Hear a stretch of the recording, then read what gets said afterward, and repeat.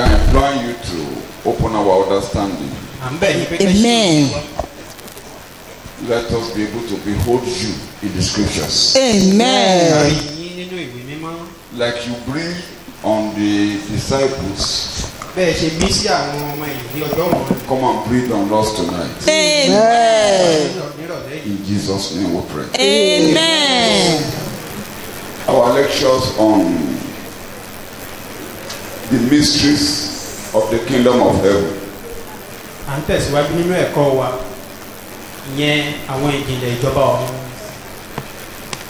Particularly our study on the reasons for speaking in parables.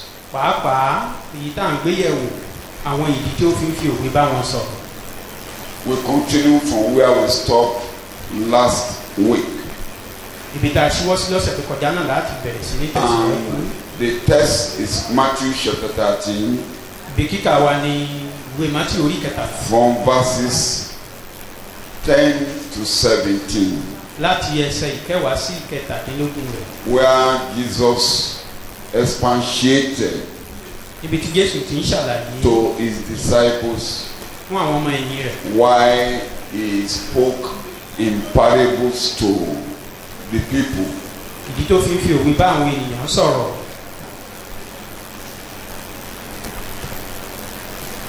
Let's read a little from it, from the text.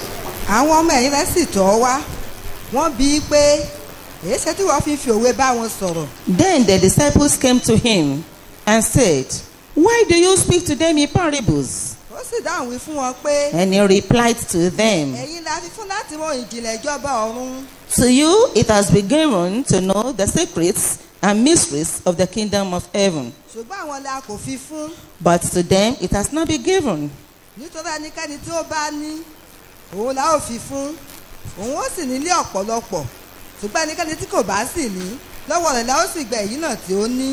For whoever asks, to him will more be given, and he will be furnished richly, so that he will have abundance. But from him who has not, even what he has will be taken away. This is the reason that I speak to them in parables.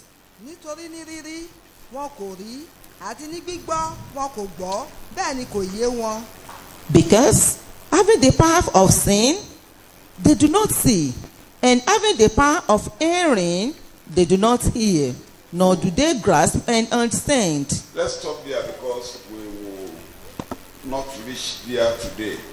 Those areas will be our next week lecture.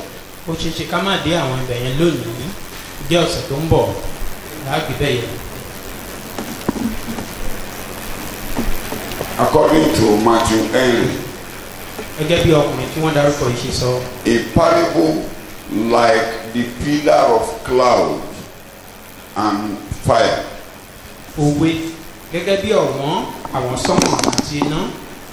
turns a dark side towards the Egyptians, which confounds them,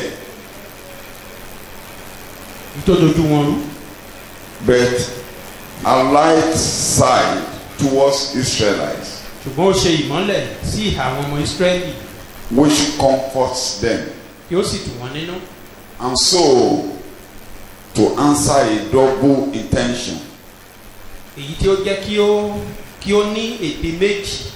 the same light directs the eyes of some, but this will the eyes of others.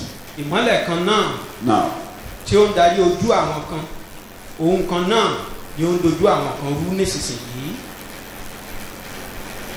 where he was referring to, I put that in bracket. That's Exodus chapter 14, verse 19 to 20, when the Israelites got to the Red Sea. Let's quickly read those two verses. Let's quickly read how the pillar of cloud and the pillar of light walked there. Áńgẹ́lì Ọlọ́run náà tí ó ṣáájú ogun Ísírẹ́lì And the angel of God who went before the host of Israel ó sì sí lọ sẹ́yìn wọn. moved and went behind them. ọ̀wọ̀n àwọsánmọ̀ sì ṣí kúrò níwájú wọn. And the pillar of the cloud went from before them and stood behind them. ó sì dúró lẹ́yìn wọn.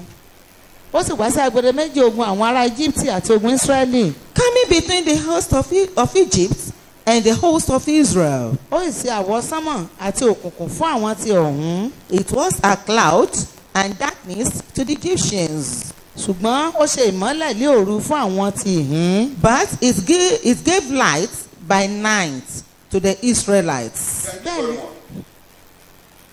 You will see there that the work of the pillar of cloud and the pillar of fire that has been directing Israelites all along in their journey. a rí níbí pé ọ̀wọ́ àwọn sánmọ̀ iná ọ̀wọ́ àwọn sánmọ̀ àti iná ni ó ti ń ṣe ìtọ́ni àwọn ọmọ Ísírẹ́lì nínú aginjù. But when they came to the battleground, ṣùgbọ́n nígbà tí wọ́n dé ojú ìjà this same pillar of cloud ọ̀wọ́n iná yìí ọ̀wọ́n àwọn sánmọ̀ yìí directed the Israelites to move into the Red Sea and out of the Red Sea. òun ló tọ́ ìṣiṣẹ́ wọn láti wọnú òkun pupa àti láti mú wọn jáde níbẹ̀. This same became darkness to the Egyptians and they couldn't see. They didn't know where to go. ohun kan yìí náà ló tún wá ṣe òkùnkùn fún àwọn ọmọ Íjíbítì tó dojú wọn tí wọn mọ bí tán fẹ́ lọ mọ́. When Jesus was talking in parables, nígbà tí Jésù bá ń sọ̀rọ̀ pẹ̀lú òwe. he was saying that he addressed the Jews or the Pharisees because they can't see. So the message will become darkened to them because they can't understand.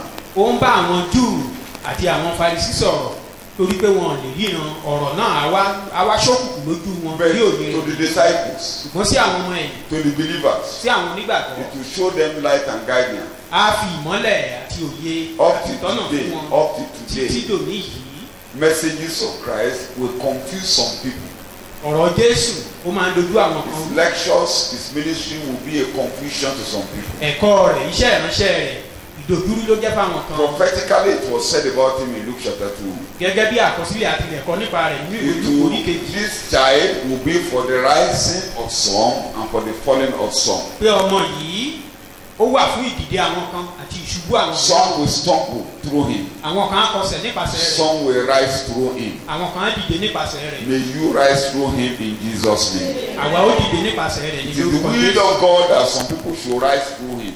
ó jẹ́ ìfẹ́ Ọlọ́run kí àwọn kan dìde nípasẹ̀ rẹ̀. And it is the will of God that some will fall through him. ìfẹ́ Ọlọ́run náà sì ni kí àwọn kan ṣubú nípasẹ̀ rẹ̀. So when we sit down or have opportunity to hear the word of the gospel, nígbà tá a bá jókòó àbí tá a bá ní oore ọ̀fẹ́ láti gbọ́ ọ̀rọ̀ ìhìnrere we are Jésù. emphasizing that we should be a little bit cautious ohun tí à ń sọ ni pé ká máa kíyèsára. so that the more we open our eyes bá a bá ṣe ń la Yeah. ojú wa sí àti etí wa. and we surrender to believe what he's saying, tá a jọ̀wọ́ ara wa sílẹ̀ láti gba ohun tí ó ń sọ gbọ́. the more the message of Christ will bring blessings to us. bẹ́ẹ̀ náà ni ọ̀rọ̀ Jésù Kristi á máa mú ìbùkún wá bá wa. And the more we close our minds, bá a bá ṣe ń tẹ̀síwájú ní títìlẹ̀kùn ọkàn wa. the more we sin. síbẹ̀ bẹ́ẹ̀ náà là á ṣe máa rì. May you not sin in àní Jesus' name. ìkọ̀ Jésù. amen. So the introduction is for us. ìfáàrà yìí ti wà ní. Pharaoh has perished long ago.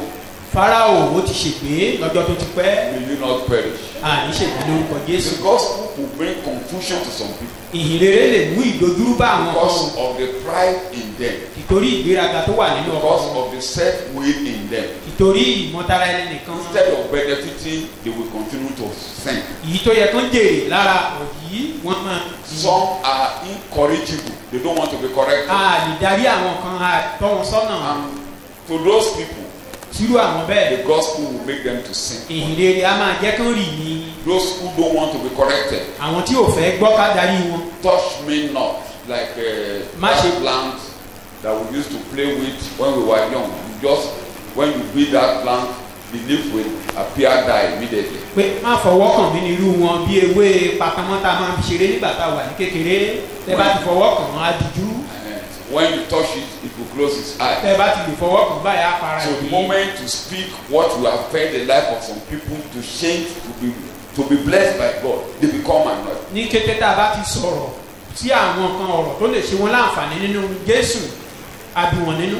They won't hear any other thing again. wọn ti ẹni fẹ́ gbọ́ mìíràn. Because you have touched the pride and the idol of their life. torí pé ẹ ti fọwọ́ kan ìgbéraga àti òrìṣà ọkàn. And we see that throughout the gospel of Christ when he was here on earth. a sì ní eléyìí ní gbogbo ìrere iṣẹ́ ìrere And Jésù so many nígbà tó wà people láyé. who benefit close their eyes to the truth. ọ̀pọ̀lọpọ̀ àwọn tó yẹ kó jẹ́ àǹfààní rẹ̀ wọ́n dijú wọn sí May you ìrere not sí close your òtítọ́. eyes in Jesus' name. Amen. Let me add this. ẹ jẹ́ kí n fi léyìí kù. Apostle Paul said this in 2 Corinthians chapter 3. He described preachers of the gospel of Christ as sweet savor of Christ. Paul apostoli ló sọ eléyìí ní ìwé Kọ́ríńtì orí ìkejì ó ní ìrere Kristi jẹ́ Preachers, oní ìrere. oní ìrere wọ́n jẹ́ òórùn dídùn sí Jésù sí Kristi In them that are saved nínú àwọn tí à ń gbà and in them that perish. àti nínú àwọn tí ó ń ṣègbé. To the one we are the savor of death unto death. Fún àwọn kan àwa jẹ́ òórùn ikú sí ikú. To the other the savor of life unto life. Àti fún àwọn mìíràn òórùn ìyè. Let's read it and let's just look at it with an open mind. We will understand what Paul was saying in 2 Corinthians chapter 2 verse 15 to 16. nítorí òórùn dídùn Kristi lé àwa jẹ́ fún Ọlọ́run. For we are the sweet fragrance of Christ, which exalts unto In God. other words, preachers bring sweet odor from the presence of God. Ohun tí à ń sọ ni pé àwọn oníwàásù òórùn dídùn náà máa mú wá láti iwájú They Ọlọ́run. bring the blessing of God, the sweet aroma from the presence of God flow through preachers to people. Òórùn dídùn ìbùkún láti iwájú Ọlọ́run ó máa ń sọ̀kalẹ̀ nípasẹ̀ If àwọn God wants to oníwàásù. bless people, it will come through preachers of the gospel. Tí Ọlọ́run bá fẹ́ bùkún àwọn ènìyàn nípasẹ̀ ẹni tó ń wàásù sí wọn ni. The sweet aroma in the presence of God, the sweet savor of the offering of Christ will flow through preachers to bless human beings. Òórùn dídùn tí ẹbọ tí Jésù fi ara rẹ̀ ṣe á sọ̀kalẹ̀ nípasẹ̀ oníwàásù sí You àwọn are reading. ìjọ. You are reading. nítorí òórùn dídùn Kristi lé àwa jẹ́ fún Ọlọ́run. For we are the sweet fragrance of Christ unto God. nínú àwọn tí à ń gbàlà. To those who will be saved, that sweet aroma will bring salvation, will lift them up. Sí àwọn tí à ń gbàlà òórùn dídùn yìí á mú It will ìgbàlà give wá them lórí life. á fún wọn And ní they will ìyè. receive the message with joy. Wọ́n á sì gba ọ̀rọ̀ náà But to those who are ìlú ayọ̀. perishing, Ṣùgbọ́n fún àwọn tó ń they ṣègbè become annoyed inú á bí wọn. and they become to fight Wọ́n á fẹ́ jà and they will perish. wọ́n á sì ṣègbè. They are already dead.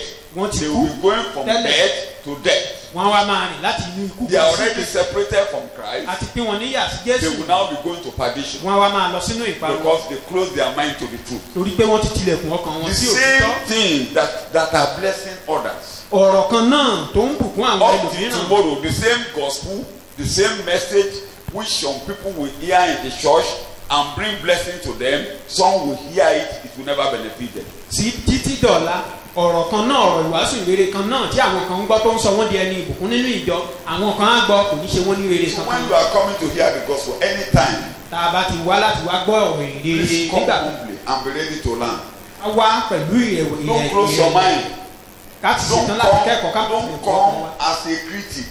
ká má wá gẹ́gẹ́ bí alátakò You won't learn. àní kọ̀ọ̀kan. Like my pastor was saying the other day here, Bí ìránṣẹ́ Ọlọ́run wa kan ṣe ń sọ he láìpẹ́ said yìí bí he had a classmate pé àwọn ní ẹni tán jùjọ kàwé pọ̀ kan. when he was in school that classmate asked a brother or so, a cousin who is a veterinary medical doctor. Ọ̀rẹ́ wọn yìí ó ní ẹ̀gbọ́n kan tó jẹ́ pé àwọn tó ń bójútó ewúrẹ́ ni òun lọ So kọ́ he has sí. read so many things from his books. Ó ti ka ọ̀pọ̀lọpọ̀ nǹkan nínú So ìwé ẹ̀gbọ́n anytime rẹ̀. he comes to class, ìgbàkúgbà tán bá ti dénú ilé kíláàsì wọn. He's already loaded with what he read. ó ti àwọn nǹkan tó ti kà yìí ti wà lọ́pọlọ rẹ̀. When the lecturer is teaching, tí olùkọ́ ni wọ́n bá ti ń kọ́ wọn. he begins to teach the lecturer. òun náà bẹ̀rẹ̀ sí ní béèrè àwọn ìbéèrè tí ó. Instead of listening to the lecturer, he goes ahead the lecturer. èyí tó yẹ kó ní sùúrù kó farabalẹ̀ á máa sáṣíwájú He olùkọ́ tó comes ń kọ́ to wọn. the lecture room to find fault in the lecturer. ó wá sí gbọ̀ngàn ibi tán ti ń kọ́ wọn láti máa wá àṣẹ Eventually, olùkọ́ rẹ̀. according to my pastor, he failed. lópin ohun gbogbo gẹ́gẹ́ bí ẹni tó sọ fún wa ti sọ. People like that who fail irú àwọn ẹni bẹ́ẹ̀ wọ́n máa ń because kùnà ní. they claim to know and they don't know. torí wọ́n máa ń rò pé wọ́n mọ̀ wọn ò sì mọ̀ nǹkan kan. They claim to know and they don't know. wọ́n máa ń rò pé wọ́n ti mọ̀ láì mọ̀ nǹkan kan. The only person that God will teach is somebody who is ready to learn. ẹyọ ẹnìkan tí ọlọ́run á kọ́ òun náà lẹ́ni tó ṣetán láti kọ́. And the only person God will go against is the pride. ẹyọ ẹnìkan tí ọlọ́run á sì takò òun náà ní agbéraga. God will wage war against him. ọlọ́run á gbógun tì í. Like we will get there tonight. Those people will always go empty hand. The one they know and coming in, God will take it from them. irú àwọn bẹ́ẹ̀ wọ́n máa ń lọ lófo ni èyí tó mọ̀ gan ọlọ́run á kán ti ní tẹ́lẹ̀ ọlọ́run á gbà lọ́wọ́. They become empty wọ́n á wá dòfo. because they don't know anything at all. torí pé wọn kúkú mọ̀ kankan náà So tẹ́lẹ̀. every time, maybe a small boy, ó lè jọ ọmọ kékeré maybe a woman, ó lè jóbìnrin maybe an elderly person, ó lè that jẹ́ àgbàlagbà. it may be a stammerer that cannot even pronounce. He will pronounce a single word 5 times before he pronounces it. ó tiẹ̀ lè jẹ́ akábàkólòlò ní tó jẹ́ pé ìgbà márùn-ún láti ọ̀rọ̀ ẹ̀yọ́ The moment he's talking the gospel of Christ, tó bá ti jẹ́ ọ̀rọ̀ ìrere Jésù ló ń sọ. please listen. farabalẹ̀ Like Yoruba will say, gẹ́gẹ́ bí àwùjọ àwọn let Yorùbá the stammerer call Baba. Allow him to say Baba. pé ó pẹ́ ó yẹ akólòlò àṣà pé bàbá Let him call Baba. ẹ jẹ́ kó pè é. Let if you say Ede, let him know whether it's Edegbepa or Edegbeji or Edegbeta. pé tó bá ti dá ẹnu lé kinní kan ẹ jẹ́ kó pè é kanlẹ̀ ká má bàa parí rẹ̀. Let the preacher learn. ẹ jẹ́ kí olùkọ́ni kó Let the bàbá. lecturer learn. ẹ jẹ́ kẹ́ni tó ń kọ́ wa kó sọ̀rọ̀. Because God has directed him to teach us. torí Ọlọ́run ti darí rẹ̀ láti kọ́ wa. Is the aroma of God at that time. òórùn dídùn Ọlọ́run ni ní To bring ní àkókò blessing náà unto us. láti mú ìbùkún Through sọ̀kalẹ̀ sí him, wa lórí. at any given time, Rema will come out. nípasẹ̀ rẹ̀ ìfarahàn Ọlọ́run á In other words, farahàn. your own word will come through the preacher. ìyẹn ni pé ọ̀rọ̀ tìrẹ gan á dé nípasẹ̀ But if you oníwàásù. are not careful, you won't get your own message. ṣùgbọ́n tó o bá kíyèsára o ò ní rí gbà. May God bless us. Ọlọ́run á bùkún. Amen. May God bless us. Amen. So that's the problem. That was the problem of the Pharisees. wàhálà ìṣòro That táwọn was their Farisí problem. ní nìyí ìṣòro wọn nìyí. And Jesus now, these people can't listen to me. Let me talk to them in parables. Jésù náà sì ti mọ eléyìí àwọn eléyìí ò lè tẹ́tí sí mi jẹ́ kí kúkú máa fòwe bá wọn sọ̀rọ̀. And the messages of Christ become mysterious to them. àwọn ọ̀rọ̀ Jésù sì wá di ìjìnlẹ̀ sí wọn. In verse 11, let me begin my lecture. Ní Matthew ẹsẹ̀ chapter ìkọkànlá, 13. ìwé Mátíù That's where I orí will ẹsẹ̀ stop. That's where I will stop last ṣáà week. ti mẹ́nu dúró lọ́sẹ̀ tó kọjá nìyí. Matthew chapter ìwé Mátíù orí 13 kẹtàlá verse ẹsẹ̀ 11. kọkànlá rẹ̀. Because it is given unto you to know the mysteries of the kingdom of heaven. To them, underline, to them, it is not given. nítorí a kò fi fún yín láti mọ ohun ìjìnlẹ̀ ìjọba ọ̀run ṣùgbọ́n àwọn ni a kò fi fún. I'm coming to interpret the word given unto you. But pé a let fi me fún wa say- yìí mò ń bọ̀ láti wá sọ ìtumọ̀ rẹ̀. Let me say, apart from the mysteries that he talks here in Matthew chapter 13, these parables, which are mysteries of the kingdom of heaven, yàtọ̀ sí àwọn ìjìnlẹ̀ wọ̀nyí àwọn òwe wọ̀nyí tó jẹ́ ìjìnlẹ̀ ìjọba ọ̀run. there are other mysteries in the Holy Scriptures àwọn ìjìnlẹ̀ mìíràn wà nínú In the ìlú New mímọ́ Testament. nínú májẹ̀mú tuntun that up to today, títí dòní yìí till Jesus will come, títí tí Jésù á fi dé some will stumble there àwọn mìíràn á máa kọsẹ̀ níbẹ̀ because they won't be careful to listen and learn. torí pé wọn farabalẹ̀ láti kẹ́kọ̀ọ́ For àti láti gbọ́ instance, using Bible languages, bí àpẹẹrẹ lílo èdè the bíbélì mystery of God in Christ. ìjìnlẹ̀ Ọlọ́run nínú Jésù. Colossians, let me use the Bible language. Colossians chapter 2, verse 2, verse 9. 1 Corinthians 2:7. The mystery of Christ. I mean, mystery of God in Christ. That means Christ as the incarnate fullness of the Godhead embodied, in whom all the divine wisdom is inhabiting. You can read before I go to that verse. Read the Yoruba there. Gẹ́gẹ́ bí ẹ̀kúnrẹ́rẹ́ Ọlọ́run nínú ara nínú ẹni tí a fi gbogbo ọgbọ́n àti ìṣúra Ọlọ́run pamọ́ sí. Bẹ́ẹ̀ la fi ọgbọ́n àti ìmọ̀ pamọ́ sí. nítorí pé nínú rẹ̀ ní gbogbo ẹ̀kún ìwọ Ọlọ́run ń gbé lé ara ìyára. That is Christ. Ọlọ́run nínú ènìyàn. God in man. Where God has kept all his manifold wisdom. Ibi tí Ọlọ́run fi gbogbo ọgbọ́n àti ìṣúra pamọ́ sí ẹsẹ̀ ìkẹsàn-án. nítorí pé nínú rẹ̀ ní gbogbo ẹ̀kún ìwọ Ọlọ́run ń gbé lé ara ìyára. For in him the whole fullness of deity, the Godhead. Take it again. For in him Yes. the whole fullness All fullness of deity, of God. the Godhead. The Godhead, the three in one. Àwọn mẹ́ta lọ́kan. That is a mystery. Till Ó jẹ́ tomorrow, ìjìnlẹ̀. you know why the Jews fell? They fell because of this mystery. Ẹ mọ The ìdí àbùkù Jews, torí eléyìí. the Jew fell. They said, you that is a human being, Wọ́n ní you ìwọ call tó ṣe yourself òun God. fi ara rẹ ní Ọlọ́run. That's why they fell. Ìdí You read through the ṣubú scriptures, ní you see, up to today, títí dọ̀la. our brothers, Jehovah Witnesses, are stumbling on this verse. Àwọn arákùnrin wa lẹ́rìí Jèhófà wọ́n kọsẹ̀ níbi ẹsẹ̀ yìí. Religionists are stumbling on this mystery. Àwọn ẹlẹ́sìn wọ́n kọsẹ̀ níbi ẹsẹ̀ yìí. All religionists stumble Gbogbo on àwọn this mystery. ẹlẹ́sìn. And to you is given, I'm coming there, it is only given to those who want to learn to understand the mystery of the Godhead. Bí ẹ̀yin la fi fún àwọn tó ṣe All in him dwelleth all the wisdom of the Godhead. inú rẹ̀ ní Body. gbogbo ọgbọ́n Ọlọ́run. Verse 9, take it again. Yorùbá lè má gbé dáadáa, gbé ní amplify bó ṣe kàn yín. Yorùbá lè má gbé dáadáa, Queen's English ló ṣàlàyé ẹ̀ lọ́nà tó yé èèyàn, but amplify àtúmọ̀ ẹ̀, Bíbélì sọ. For in him In him. the whole fullness of deity, Gbogbo ntọ́lọ́run ń jẹ́. the Gbogbo ń jẹ́ Godhead. Ọlọ́run pátápátá. You are reading. Full deity of God. The Godhead continues. Mẹ́ta lọ́kan. The Godhead. Gbogbo ntọ́lọ́run ń jẹ́. O rẹ̀ lè ṣàlàyé mẹ́ta lọ́kan tó bá fẹ́ ṣe ìgbò o lè kọsẹ̀. You can explain Trinity. Tó o bá túmọ̀ rẹ̀ jù wá rọ́rùn. If you are trying to give much interpretation, Ẹnu kó rọra sọ níbi tí Bíbélì sọmọ kó dẹ̀ jáwé God kó say má lọ. it briefly, the little Bible talk about it.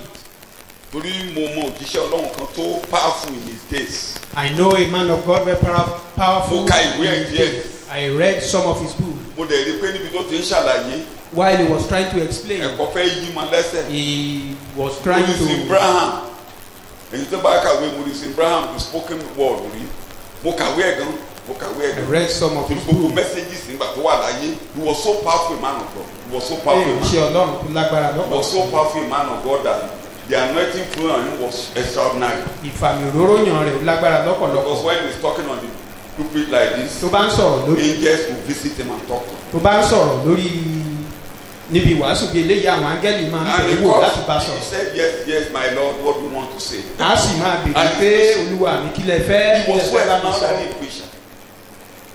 But you know, one way or the other, may God help us. Ọlọ́run I tó don't mọ̀ want to tó do lọ́wọ́. anything negative.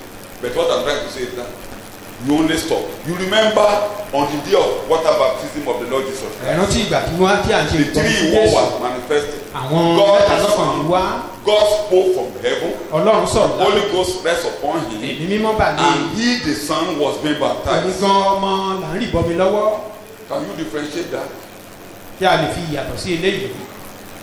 Bí a ṣe ń rí ibọ̀ omi báyìí, As he was being baptized, nǹkan tí ọ̀run sọ̀kalẹ̀ wá ìbọn nígbà tí ẹ̀mí mímọ́ bà ní lórí gẹ́gẹ́ bí àdá. when Holy Spirit came Wọ́n upon rí him, ẹ̀mí. Jòhánù ló sọ pé ẹni tó rán mi níṣẹ́ John said, ló he sọ pé that sent ẹnikẹ́ni me, tó bá ti rí ẹ̀mí mímọ́ tó bà ní anyone I fisikálì bí see, àdá. I see Holy Spirit come upon him Ìjọ as a tẹ́lẹ̀ mímọ́ dove. bà ní lórí gẹ́gẹ́ bí àdá bàbá yìí. And Ohun the kan Holy tí ọ̀run Spirit sọ̀kalẹ̀ descended wá upon pé him. èyí yìí The ni voice came from above. ọmọ òun rèé. This is the Son. Ẹ̀mí mímọ́ lórí ẹ̀ And ni the Holy Spirit bàbá ń upon him. sọ̀rọ̀ lókè. And the Father spoke from above. We were reading in the book of Daniel when I was talking some few days ago here. À ń ka ìwé Daniel Who is ìwé who? sọ. When I was saying the person on the throne say, I made everything new. Who is on the throne? And the person on the throne, you see, ọwọ́ iná yíká. Bẹ́ẹ̀ ni a rí ẹni kan bí ọmọ ènìyàn tó lọ sọ́dọ̀ ẹni àgbà. See someone like the son of man. Ó gba ìwé náà ní ọwọ́ rẹ̀. Tẹ́ bá tún dé ní ìwé ìgbé, ẹnìkan jókòó lórí ìtẹ́. Ta ló lè ṣe èyí? Ta ló lè ṣe èyí? Àwa á yẹ nìkan bí ọ̀dọ́ àbùkù tí a ti ó lọ sọ́dọ̀ ẹni àgbà. Àwọn á ní kò sí mẹ́ta lọ́kàn. Àṣà àbẹ́ẹ̀rí méjì ń bẹ̀ yẹn. Don't you see? Tẹ́ bá níbẹ̀ ń gángan lẹ́tí máa rí ẹ̀mí mímọ́ olójú. There you see the Holy Spirit. Lórí àwọn yẹn gángan lẹ́tí máa rí chapter 5. So the three was there. Àwọn mẹ́tẹ̀ẹ̀ta ló wà níbẹ̀. Okun Bíbélì, okun ẹ̀. Full of Bible. Kí àká lọ gba ẹ̀kíní ìjọ àánú orí karùn-ún. Ẹ jẹ́ ká fagilé. Tọ́mátì ẹ̀gbẹ́ jáde torí àwọn olùkọ́ nìkan. Remove 1 John chapter 5 from the Bible. Some teachers say pé kò sí ní Bíbélì. Ẹ jẹ́ ká yọ. Ẹ jẹ́ let ká them fagilé. remove it from the Bible. Láti Genesis ti dé ìwé fi hàn. Right from Genesis Wà á máa from kan mẹ́ta lọ́kàn ṣá. Revelation, Wà á máa kan mẹ́ta the lọ́kàn ṣá. Trinity. Ẹ wá ẹ jẹ́ ká dá ènìyàn ní. God. Let's create man in our own image. So gbogbo ntọ́lọ́run ní. Gbogbo tó jẹ́ Ọlọ́run pátápátá. Ní agbésẹ́nu Jésù. Was imputed in Christ Jesus. This is a Sọ mystery. ẹni bá máa kọsẹ̀ ní òní wọlé. Anyone that want to stumble, Ó lẹ́ni will bá not ti come bu ọlá forward. fún ọmọ. Ó bu ọlá Anyone fún that bàbá. honor the Son as Ó ní honor mi ò ní the fi yín Father, lẹ̀. I will not leave you. Mo tún bọ̀ wá bá yín. I will come Mo máa back rán ẹ̀mí mímọ́ sí to yín ní you. Send orúkọ you bàbá. in the name of my Father.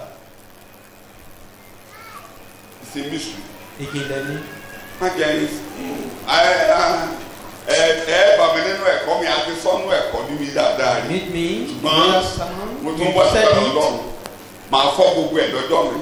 Àti ẹ̀ sọ́nù retreat I kan will láìpẹ́. explain all. Kò tí ì lè jọ ọdún mẹ́ta Said it mẹ́rin in one retreat, maybe tí a ṣe 2 or 3 ẹ̀kọ́ years lórí ago. ìjìnlẹ̀ yìí. There was a Ẹ bèrè sermon fún àwọn on this ẹ̀dá ẹ̀. mystery. Kò tí ì lè jọ ọdún mẹ́ta mi ò rántí. Bí a 2016. About that. Shout hallelujah. Okay, hallelujah. Shout hallelujah. Okay, hallelujah.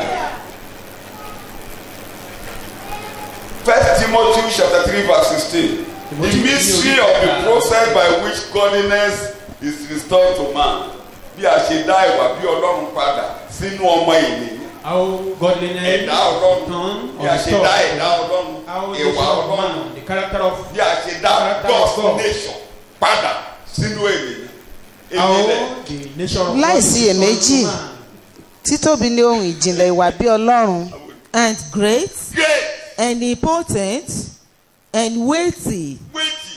we confess Is what? is the hidden truth, Hidden truth. the mystic secrets of godliness.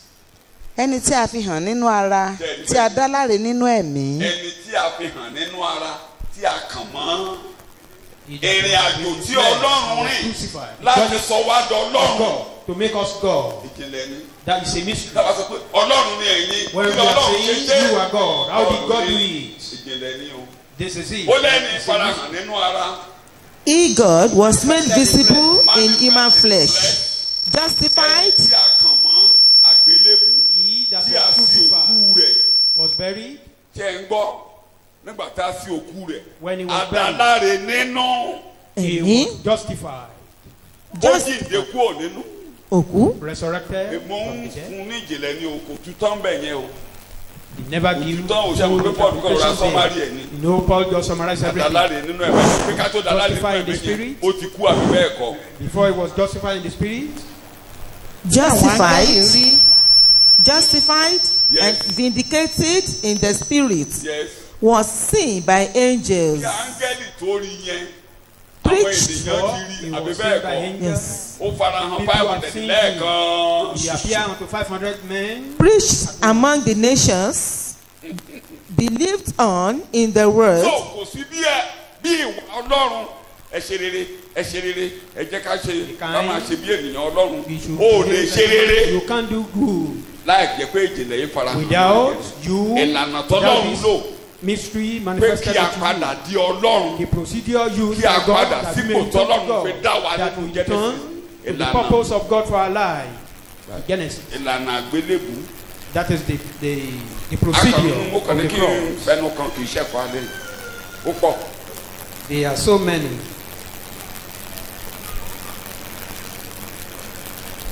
The mystery. Kódà ẹ̀kọ́ ibi tá à ń kà yìí. Where we are reading now. Ó ibẹ̀ gan ló dojúkọ. Ibi tí a kan àti àfi ṣẹ̀kọ́ lọ́wọ́ lọ. The mystery of Israel blindness. Ìjìnlẹ̀ ìfọ́jú àwọn ọmọ Ísírẹ́lì. Textually gbogbo tí Jésù sọ ní Matthew ibi tá à ń kà All yìí. what Pé Jesus ìfọ́jú máa bá said Israẹli here, ló ń sọ. the Israelites will be blindfolded. Ìyẹn ti yé yín pé ìfọ́jú máa bá wọn ní We understand that. títí ìkéde. Blindfolded in one part to the fullness Ee o. of the end. Bàbá Paul ló wá sọ ní ìjìnlẹ̀ ní o. Paul now said, Ó it's lè a máa mystery. fọlọ́run dá wa. Ó ní Don't play with ó ní God. Ọlọ́run á lè ta àwọn ènìyàn rẹ̀ nù. And God Ó cast ní ẹ má away ṣe his people. pépé. Don't be smart. Ẹ jẹ́ ká padà sí Róòmù orí kọ̀ọ̀kan. Ó tu tó jẹ́ pé nígbà tó kù díẹ̀ kó parí ẹ̀ tó kù díẹ̀ kó parí chapter yìí. Romans 11 má kàn jẹ́ mẹ́rin ẹjẹ́ sáré kan torí àwọn kankan wà tá a gbọ́dọ̀ mọ̀ pé tó o bá farabalẹ̀ o ò lè mọ̀ bọ́lọ́hún ṣe ń ṣiṣẹ́ ẹbẹ̀ lẹ́sẹ̀ ọgbọ̀n ẹbẹ̀ ní ẹsẹ̀ 29 kó lè yé wa 29. nítorí àìlábàámọ̀ lé ẹ̀bùn àti ìpè Ọlọ́run. For God's gifts and his call are irrevocable. In that was, God does not change his mind when he calls somebody.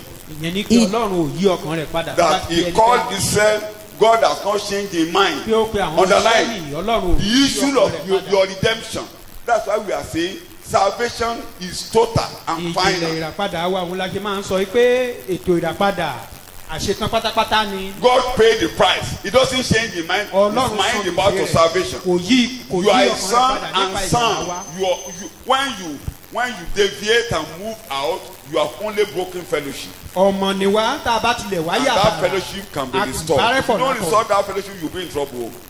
You'll be in trouble. Ìbárẹ́pọ̀ nìkan la ṣe lò A sí son ṣùgbọ́n is a son. tá a bá wá tún ìbárẹ́pọ̀ yìí ṣe àlèwàánú So, wàhálà ṣùgbọ́n ọmọ la like jẹ́ that síbẹ̀. father of the prodigal son, Gẹ́gẹ́ bí ọmọ does he bàbá ọmọ change his onínàkúnà. mind when that boy went out and spent all his inheritance and wasted his inheritance? Does he Ṣé change bàbá his ọmọ mind? onínàkúnà yìí ṣé ó yí ọkàn rẹ̀ padà Answer the pé ọmọ question. yóò Does No. the man, tó lọ ná does gbogbo the ayé father rẹ̀? change his mind? No. God has not changed his mind concerning you. Ọlọ́run náà ò yí ọkàn rẹ̀ padà lórí ayé wa. That's God's calling. He, You are reading. he never withdraws them once they are given, and he does not change his mind about those to whom he gives his grace, or to Who whom he gives his grace. It doesn't change his mind. Àwọn tí yóò fún ní orí ọ̀fẹ́ rẹ̀ kò yí or ọkàn to rẹ̀ whom padà he lórí- sends his call. He doesn't withdraw his grace.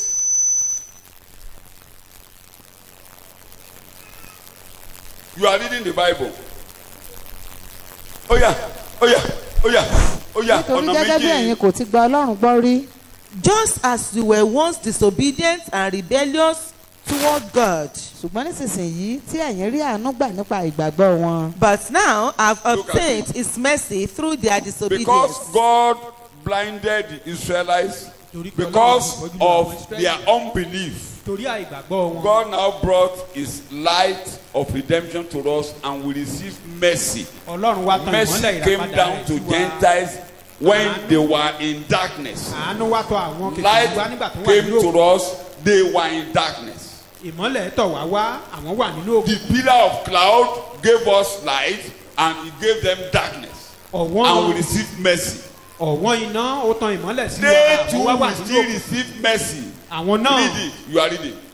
gẹ́gẹ́ Wọ́n bẹ́ẹ̀ ṣì ni ń àwọn bọ̀ wá wọ̀nyí gbà. tí ó ṣe àìgbọ́ràn nísinsìnyí. Uh-huh. So they also now are being disobedient when you received mercy, kí àwọn pẹ̀lú bá lè rí àánú gbà nípa àánú tí a fi hàn yín. that they in Underline turn it. may one day Kò sọ wọn lọ́lọ́run máa gbé àánú kò lọ́dọ̀ wa o. they are not Wọ́n ní saying torí pé God will àwa ará take àánú away gbà his ní mercy. nípasẹ̀ ẹ wa àwọn náà máa rí kéne gbà. But that Àánú one gbà. receive mercy through us, they too will receive mercy. so àwa Ọlọ́run fẹ́ fi wọ́n ó fẹ́ mú wa kán jowú God want to make us pé ó jealous. dáa fún àwọn kèfèrí That bí eléyìí it is well with the káwọn Gentiles. ṣe bí bàbá wa He ní. is our father. ẹ o nígbà tó bá ta wọn lára àwọn okòló ìjọsí rè Just to make them jealous. That Kolo these are ìjọsíre. the den worm. nípa bẹ́ẹ̀ àwa Through dà that, then he will save them. kò ṣe pé Ọlọ́run á gbà àánú kúrò lọ́dọ̀ wa. Not that the mercy will be taken away nípasẹ̀ from ìrànlọ́wọ́ us. táwa rí gbà Through the wọn á heavens, jo Ọlọ́run á mú wọn jowú God will make them wọn á jealous. wá rí oore Ọlọ́run. Then they will now see the goodness of God. Are you reading the Bible? Kí ó yé so wa. kẹ́ ẹ má rò pé àkókò kan ń bà tọ́lọ́run máa gbóore ẹ̀ kú lọ́dọ̀ wa Don't rárá. think that the time will come that God will take away his ìgbàsókè mercy tó máa from kó àpò us. òun bí òun ẹ máa ká bẹ́ẹ̀ni.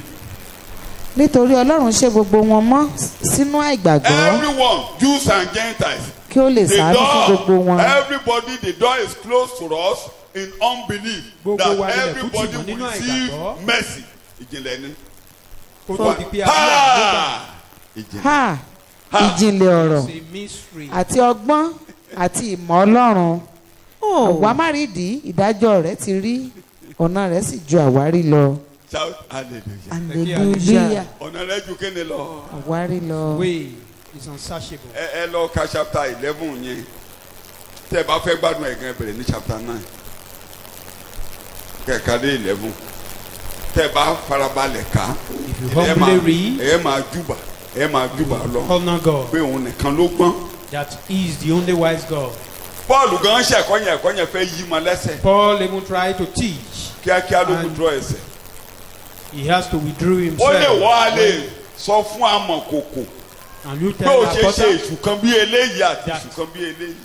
that how do you do this one like this and do this one like that. ó lé mi ni mo mú ọkàn Fáráò lé. I made the heart of Pharaoh ẹ bá to ń be. kabẹ̀ ẹ rí bó ṣe I ṣe make him ẹ̀kọ́ to yẹn. stubborn. ìlú àdébì kan ṣàrọ̀ra júbà pé You have, Olúwa when you get to some places in ìwọ nìkan ló Bible, gbọ́n. you've got to humble and honor kó bá ti God. fẹ́ dàrú mọ́ lójú When you are mọ́mọ́ about ti to kọjá ibi bá ti be yí ọmọ confused. wọn kò bára ẹ̀ Don't go beyond where mo you ní kó mọ́ ṣe. understand. Don't implicate mọ́mọ́ yẹ yourself. kí bíbélì lọ́mọ lẹ́sẹ̀ o. Don't allow Bible ọ̀rọ̀ àjúbà níbi tó bá ti strangle yí you. ọmọ pé Olúwa kò just ṣe o. honor God the level you tó bá understand. tẹ wá fẹ́ gbé kọjá ó lè rọrùn o. If you are trying to go beyond that level, you may put yourself into trouble.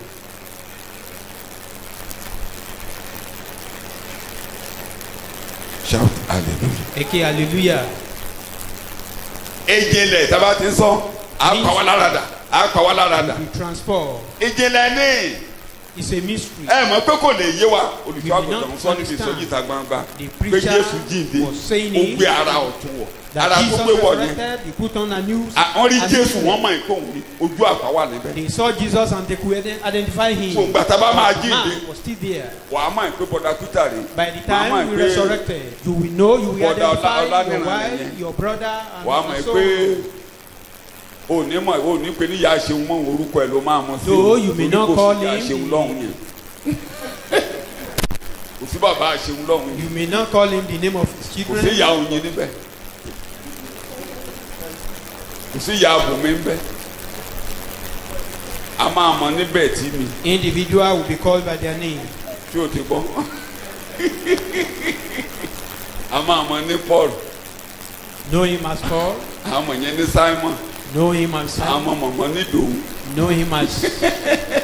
You know everyone. ń dá máa mọ̀ ó sí nìyẹn tàbí ká fún wa lórúkọ mi ṣùgbọ́n Or torí wọn yìí gbéyàwó níbẹ̀ No kò sí marriage Mrs. there. owó ẹ̀yẹ lọ́hùn no Mrs. So and so there. Miss brother and sister gbẹ̀dọ̀ ee abátẹ pàtẹ́wọ́ ìjọ When we tẹ́nìkan clap. bá ti tábà ti ń si ẹnìkan lọ Anytime we are, tábà ti very si lọ sí someone. kòtò ní májẹ̀mú ìgbéyàwó fàyà then the covenant of mo marriage ló ṣe is torn. ọkùnrin yẹn ní ẹ̀tọ́ àti farati obìnrin míì That man has láti ọjọ́ yẹn the right to marry another person from that day. ẹ̀rín rẹ́rìn ọlọ́run á jẹ́ kẹ́ pẹ́ fúnra yín May we live long. ọlọ́run á jẹ́ ká pẹ́ fúnra wa We will live long.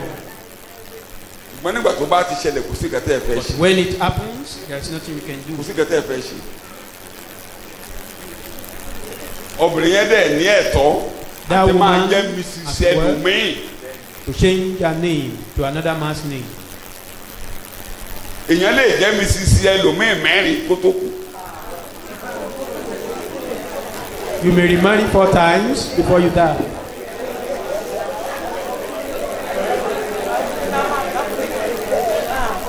wo ọlọ́run ní jẹ́ rí wàhálà. May we not see trouble. mo ní ọlọ́run ní jẹ́ kẹ́ rí wàhálà. May we not see nínú wàhálà la yé níbí. I know a colleague. Mo wọ́n máa lè tó ṣe ọ̀rẹ́ mi. tó bí gbogbo ọmọ fún. The wife went away. ó fẹ́ lòmí. Ìyàwó rẹ̀ àkọ́kọ́ kú. He married. bímọ He remarried. òpè tó fẹ́ tó kú sínú And àìsàn. that woman and died ibi kúndẹ̀ ẹ̀ ti of wà disease. kò lè dá dúró ó ti And fẹ́ the lòmí man ìkẹta ló wà is ní too ẹ̀. strong. He has to marry another woman. ọlọ́run ní jẹ́ kẹ́ ní wàhálà. kí ló ń sọ yìí. ẹ mọ nǹkan ọlọ́run gbàdúrà ọlọ́run má jẹ́ àrí wàhálà. We should pray that we not ọlọ́run má see jẹ́ àwọn ìyá ara wa. eléyìí tó wà nílẹ̀ kẹ́ the one in your house. Take care of wá wá her. ọmọ Take care kékeré of him. àwọn awọ ògiri pàtẹ́gìgún wa èmi alàgbà mi sọ̀rọ̀ kan ní I was ìsọjí discussing níjẹta with one of à ń my sọ̀rọ̀ kan mo ní elder egígún mo lẹ́nu yẹn ò lè dùn mí o mo légigún wa o I said that one cannot be older alàgbà mi ò than me. légigún wa díẹ̀ lè tó mi lọ́jọ́ orí ṣé àti kó máa dúró lásán kó máa He's still wùnà. strong. Sure. You want him to remain alone like that? èmi olùṣọ́ àgùntàn gan ló máa dọdẹ bó ṣe máa gbéyàwó. Even I will walk the way, I will work it out for you to marry.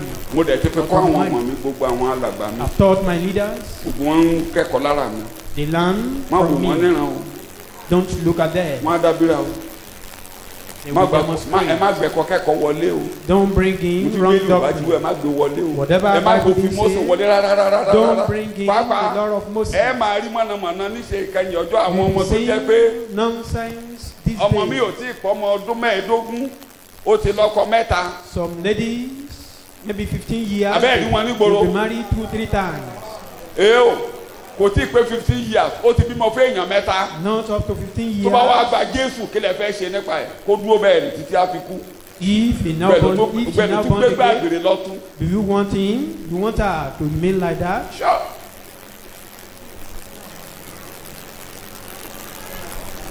ìyẹn ò ṣẹ̀kọ́ alẹ́ yìí. That is not for today. tó jẹ́ǹtù ṣàròrà máa tó bá ti jí lójoojúmọ́ Each dúpẹ́ day, fún oore ọ̀fẹ́ ọjọ́ wake òní up, thank for that day grace. tó bá ti ń lọ olúwa oore ọ̀fẹ́ rẹ jẹ́ kó tó fún mi lónìí Lord, let your That's grace all. be sufficient for me oore ọ̀fẹ́ today. ìrìn àjò The grace of tó the àfẹ́rọ̀ra journey, rìn títí délé till I get nígbà home. tí jí bá ti jà lójú ọ̀nà When there is storm along the way, ò ní bàjì lọ you won't go with the storm. kí mo lóò ní ṣe You will not go with the storm. wà á tó bounce back You bounce back. wàhálà You tó ní bounce ju back. bounce back You only have that's problem. not the end of your life You will bounce back.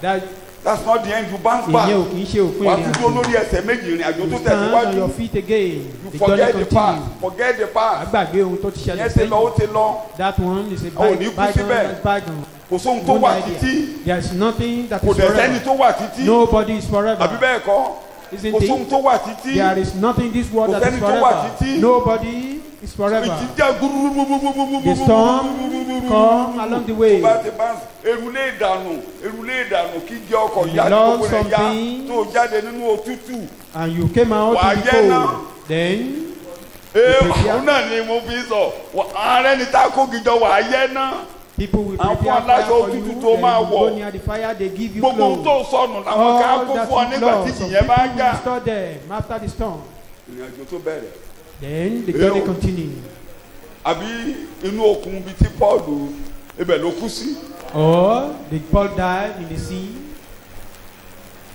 ọ̀sán kan àti òru kan ó ní oòrùn àti Day and òṣùpá night. kò yọ ní ọjọ́ púpọ̀ No moon, àbá àti no ìlà kò sun. sí fún ẹnikẹ́ni There is no way of escape. for wọn ò anyone. jẹun for 14 days No food.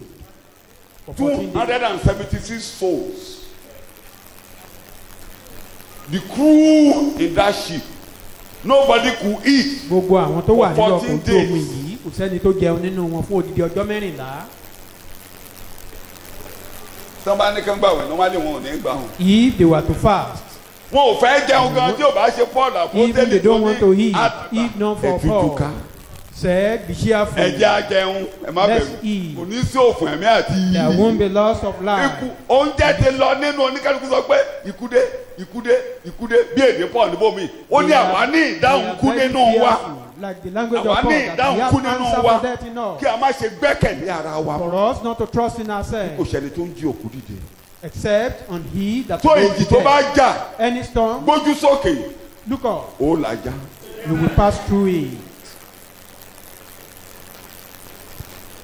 jẹ́ kí n lọ síbi ẹ̀kọ́ mi ò ní mo kàn ní kí n jẹ́ kẹ́rì pé ìjìnlẹ̀ Just for us to You see, let go. there are So how so power many ladder? mysteries in the Bible will be transformed.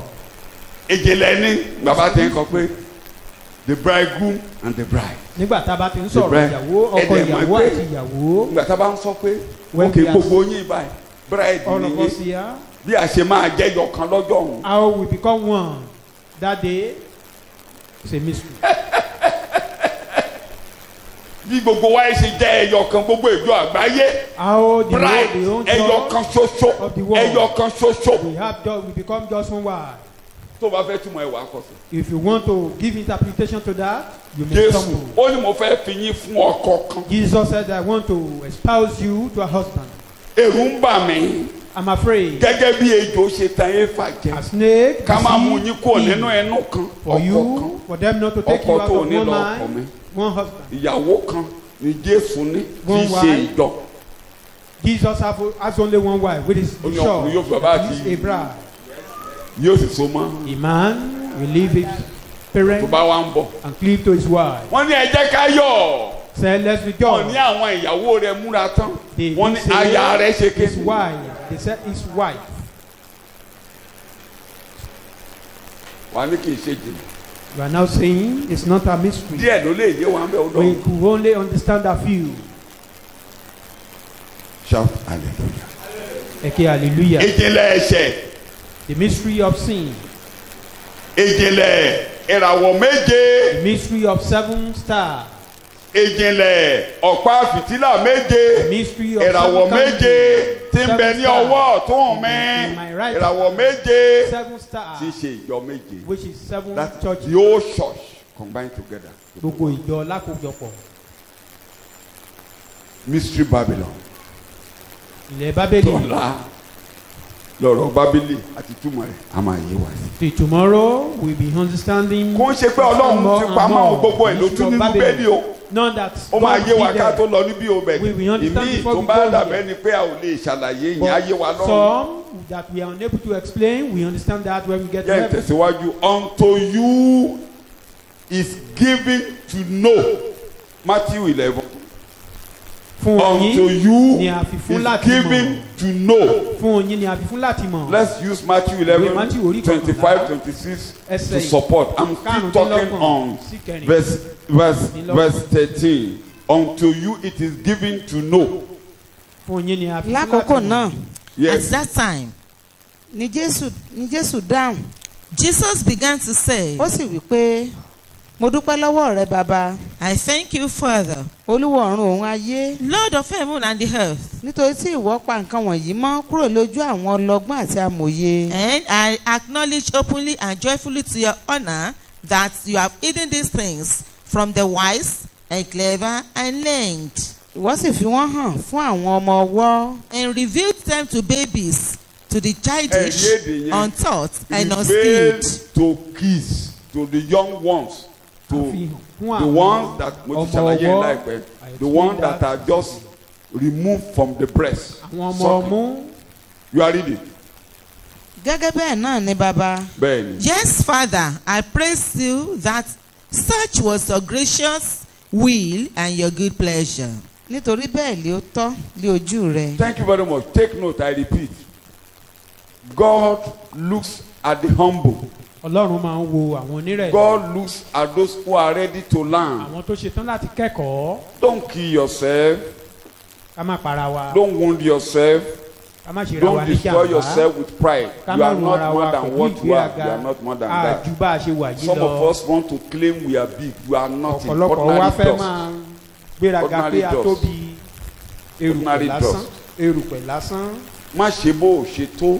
Don't behave the way or what you don't call yourself what you are now. Oore ọ̀fẹ́ ló gbé wa dúró. We are only upheld by the grace. Mo ló gbé wa dúró. We are only upheld by the grace. Ìgbà tí Paul sọ ní Kọ́ríńtì kejì orí kẹrin. When Paul said it in 2 Corinthians chapter 4, as I have received mercy and am still standing till today. O dá ọgbọ́n kan ní. You Ìgbà tí àti have ìgbà no Jésù. wisdom beside God. Mélòó nu yín ló lè gbára ẹ̀ lọ́wọ́ ẹ̀ṣẹ̀? Even when we are still in sin, how many of us can deliver ourselves from sin? Ibi tí ọ̀pọ̀lọpọ̀ wa ti máa ń kọsẹ̀. That is When where you majority of are us unbelievers and your do parents are stumble. unbelievers, can your parents with their disciplinary actions could they control you? Nígbà tá a ṣì wà nínú ẹ̀ṣẹ̀, àwọn òbí wa pẹ̀lú gbogbo ìlànà tó ń gbé kalẹ̀ láti lè darí wa, ṣé wọ́n lè darí ayé My wa father, ni? my mother was a disciplinarian. Bàbá mi àti màmá mi wọ́n Yet jẹ́ I ẹni tó was le stealing díẹ̀. her money. I was stealing her money to go to Ashewo house. Síbẹ̀síbẹ̀ mo máa ń jí owó wọn láti lọ sílé aṣẹ́wó. The day I became a Christian and I confessed to her, she didn't believe. Ọjọ́ tí mo wá di Mo ní àtúbí tí inú mo àpò jẹ́wọ́ rẹ fún. owó rẹ ni mo ti inú àpò ilé rẹ mo gbàgbọ́. ti mú sílé méjì tí mo máa fi ń lọ ilé I Ashewo. told her I take your 2 Kò gbà kobo. mí gbọ́. Ṣé ó máa tọ́jú? Ó lágbára lé mi lórí. Can she handle me? Ó mọ̀ gbà Did tí she mo ń have lọ power ní. over me? Did she know when I Ṣé ó go mọ̀? to the harlots?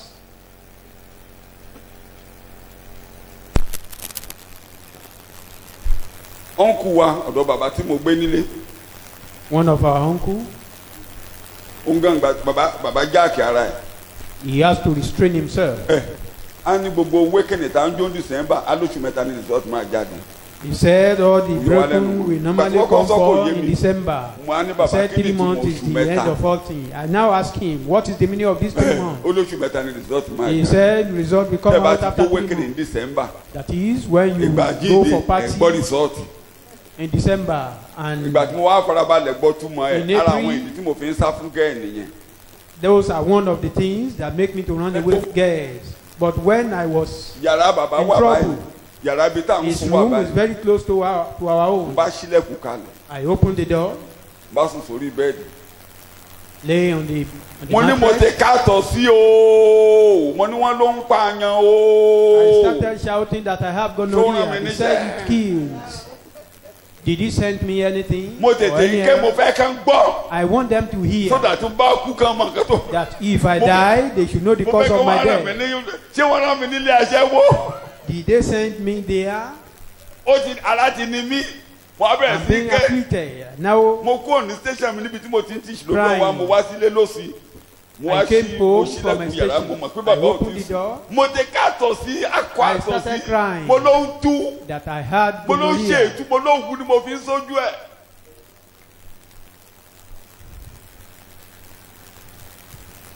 Bọ́n ṣe le tó. Regardless Ṣé wọ́n mọ̀ mí tọ́jú? the level of their Lọ jáde ara rẹ̀. disciplinarian, they can't handle So me. àgbéraga a máa ní ọwọ́ We wa ká are mọ́. very proud that we can Tán bá handle ti our fọwọ́ children. tán bá ti ṣẹ̀kọ́ tán bá ti bọ́mọ̀ rẹ̀ wí. When Àti we gbàgbé, preach àti rò pé and ọmọ ọmọ tọ́- talk to ẹ̀wọ̀ your ọmọ ọmọ child, tọ́, it will òtítọ́ be ọmọ as tọ́, if you pẹ̀lẹ́. are unable to take care of Ṣebí them. tèmi ni mò ń sọ yìí. Tẹ́nì talking kankan of yín bá my- dó síbi báyìí ẹ̀ sọ jàǹdùkú tẹ́ ẹ ṣe ní kékeré. If I should allow any Àbí of ó ṣe you now, jàǹdùkú rí. you will talk about your stubbornness in those Lọ àwẹ̀ ó days. ṣe jàǹdùkú rí.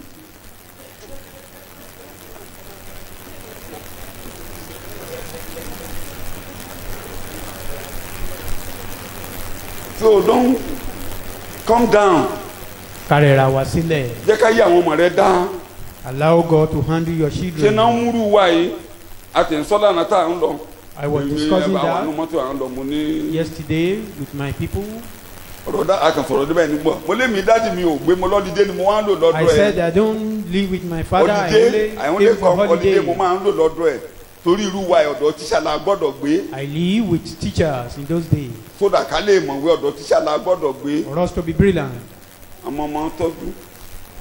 O mọ ọmọ ń mú. You can't handle Wọ́n your fún alẹ́ gbà. children. Àgbókúta lọ́wọ́. Kò sí They will kàtà. beat us, we carry stones, Ṣùgbọ́n different síbẹ̀síbẹ̀- kind of punishments, even with that. Yàrá burúkú. Ó má kàn para ẹ lára. Don't injure yourself Ẹ wo àwọn kí a tó gbàgbọ́. before we believe. Ìwọ náà mọ̀. So Calm down. Let God have his way. ká gba ọlọ́run How many láyè. of you have arrived? Tí ẹ ti ṣe Mélòó nínú gbàgbọ́ wa la dókè lè tó sọ wípé- ẹ nídìí kankan mọ́. a ti gbàgbọ́ tán. Jẹ́ mi we don't lọ́wọ́ ẹ need lókè. anything from God again. Màá gbàdúrà fún ẹ kó rọ I máa pray lọ for ní kó you máa wá sẹ́kọ̀ọ́. and you be going home gently. Ẹ ti dókè tán ẹ nídìí kankan mọ́. You are totally full in the spirit. Kí là ń wá ṣe ń ṣọ́ọ̀ṣì? Then why do we come to church? A ti fẹ́ mọ Ọlọ́run sí àbí It bẹ́ẹ̀ means we kọ́? want to know God the more. Àbí bẹ́ẹ̀ kọ́? Ẹsẹ̀ tẹ́ ẹ̀ kà lánàá tẹ́ ẹ bá tún The kà lónìí. verse A you tún read fún yín ní yesterday, ìmísí ọ̀tún ṣé you mo read it parọ́? today, there will be a new Inú inspiration ayé la from ṣe it. wà. We are still in this Inú ayé la world. wà. So jókòó kó bàtà kó lẹ́sẹ̀ kó farabalẹ̀ níwájú Ọlọ́run. Mọ̀mọ́dé Farisí o. Humble Farisí rọrùn o. yourself. Don't become Wọ́n bọ̀ bẹ́ẹ̀ ọ̀sẹ̀ Pharisee. They tó are bọ̀ in máa trouble. ṣàlàyé wọn. Wọ́n rọrùn And gidi. you get there. Wọ́n là ń kà wọ́n rọrùn They are gidi in- torí wọ́n gbéraga. they put themselves into trouble Wọ́n ń because they fọwọ́ are kàn wọ́n. proud. They are untouchable. Jésù ò dẹ̀ ràn wọ́n lọ́wọ́. And Jesus couldn't Tí help mo ní them. kò ṣe. So àwọn Farisí nínú ìjọ tẹ́ ti gbà pé ẹ ti The arrive. Pharisees in the church Ẹ ti that you mọ́. think Ẹ ti you are mọ́. holy.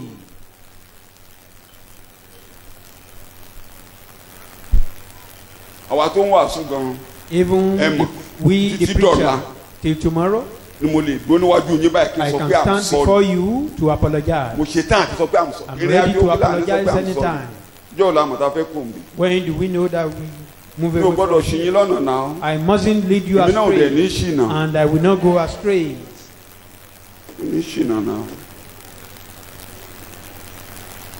Ìgbẹ́ bá ti dákẹ́ kúrúkúrú mo ti sọ nínú ẹ̀kọ́ ní lọ́jọ́ Sunday tó I said kọjá it lọ́hùn. Ìgbẹ́ bá ti dákẹ́ ní weeks sí ago. kúrúkúrú ẹ̀ ju bẹ́ẹ̀ ṣe wà ní. You are not more Gbogbo yòókù tí wọ́n fẹ́ ṣe àwọn ọmọ yín fẹ́ ṣe bí wọ́n ṣe. all your children they want to behave, they want to prove what they are. Táwọn bá tàrà so táwọn bá ta ilé ẹ̀ tẹ́lẹ̀ If they wọ́n don't lè ta tie ilé your ẹ̀ house lẹ́yìn even òkú before ẹ̀. you die, after your death they can do that. Gbogbo ohun tó ń ṣe pátápátá bá ń ṣe tó. Gbèsè kan ṣoṣo tó ń jẹ́ tán lè san ni pé kán gbẹ́lẹ̀ kán lè ráṣẹ sí Ọlọ́run kan ló kó sí. The only Gbogbo ìyókù mo sọ nínú ẹ̀kọ́ debt yẹn. they own you is Ó to wà buy fún wọn. you to bury you and to Ta ló dig wà your fún? grave. Every other thing Gbogbo decoration for tó ń them, ṣe sí. all the decorations. Tán ṣe layout àbí kí náà ń pe laying state tán ṣe fún ọ tán fẹ́ àtẹ̀gùn sí ọ tán. Àwọn lọ ra fáànù kó oorun ẹ̀ mọ́ pa wọ́n. They bought the fan Ó just ti to rùn. prevent the stinkiness. You are stinking already. Àwọn ìṣáájú ara wọn pé They are a ò only fẹ́ taking dá care of lárùn them. níbi òkú They ìyá don't wa. want to become sick. Wọ́n gba because fáànù due to kó their- oorun ẹ̀ mọ́ pa wọ́n. They are trying to Ṣé wọ́n prevent ni wọ́n ń your tọ́jú? stinkiness. Are they taking care of the corpse? Yẹ̀yẹ́.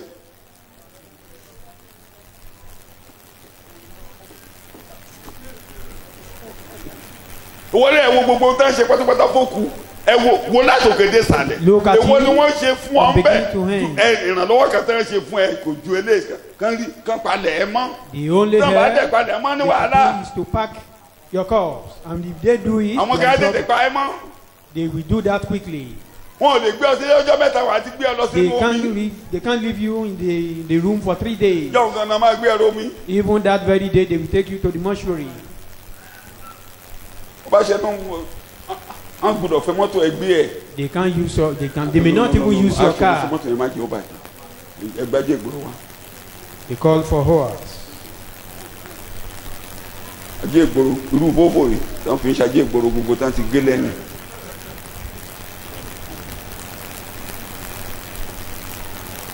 wọ́n á bọ́ gbogbo ilé ìsọnù wọ́n á wé ẹ lọ́jà báyìí. All your garments, your clothes, àwọn gbókùgbókù yẹn and you remain torí naked. òyò náà máa sọ sómi. They will throw you nakedly into the Inú mo mortuary.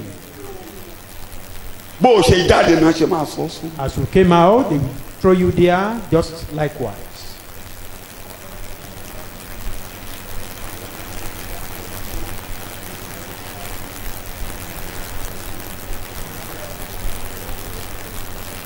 so má dẹ Farisí sínú ṣọ́ọ̀ṣì o Don't become. Farisí ló rọrùn o You are in trouble. unto you it is given. Bí ẹ̀yin la fi Ẹ̀mí fún. akẹ́kọ̀ọ́. Remember this. Ẹ rántí A eléyìí. man can receive nothing except is given from where? pé ènìyàn ò lè rí ohunkóhun gbà bí kò bá ṣe pé kò sóhun tó lè ní tọ́lọ́run bá you sílẹ̀kùn can't have ọ̀tẹ̀lẹ̀kùn anything if the door of heaven is not open upon you. bó o làágùn o lè ní ìkẹ́kẹ́ àbí tọ́lọ́run bá You may sílẹ̀kùn fún ọ. struggle but so you ẹ know má avail gbàgbé except ta the lẹ door is wá wá open. náà ṣọ́ọ̀ṣì Whom then are you seeking Ẹ dá mi for in lóhùn. the church? ta lẹ fẹ́ kó ràn yín lọ́wọ́ nínú ìrìn Whom do you àjò want to help you in the journey? ọ̀rọ̀ ta la ń kà sí yín níbí Whose word are we reading tí a bá here? ti ń ka fara ẹ balẹ̀ If you read it, be o lè humble. rónkóhun gbà tọ́lọ́run bá dá sọ̀rọ̀ rẹ You can't receive anything if God didn't intervene. ọ̀rọ̀ gbọ́dọ̀ tábà ọ láyà The word must Ọ̀rọ̀ strike gbọ́dọ̀ kọlù ọ́. you. It must strike you. nù kọ́kọ́ ẹ gbọgbẹ́ mo máa ń Either tẹnu you are mọ́ prick in nù the kọ́kọ́ ẹ heart, wárì or you nínú humble, kọ́kọ́ ẹ gbiná or you are inspired. nù kó dẹrù bá ọ Maybe you are tremble.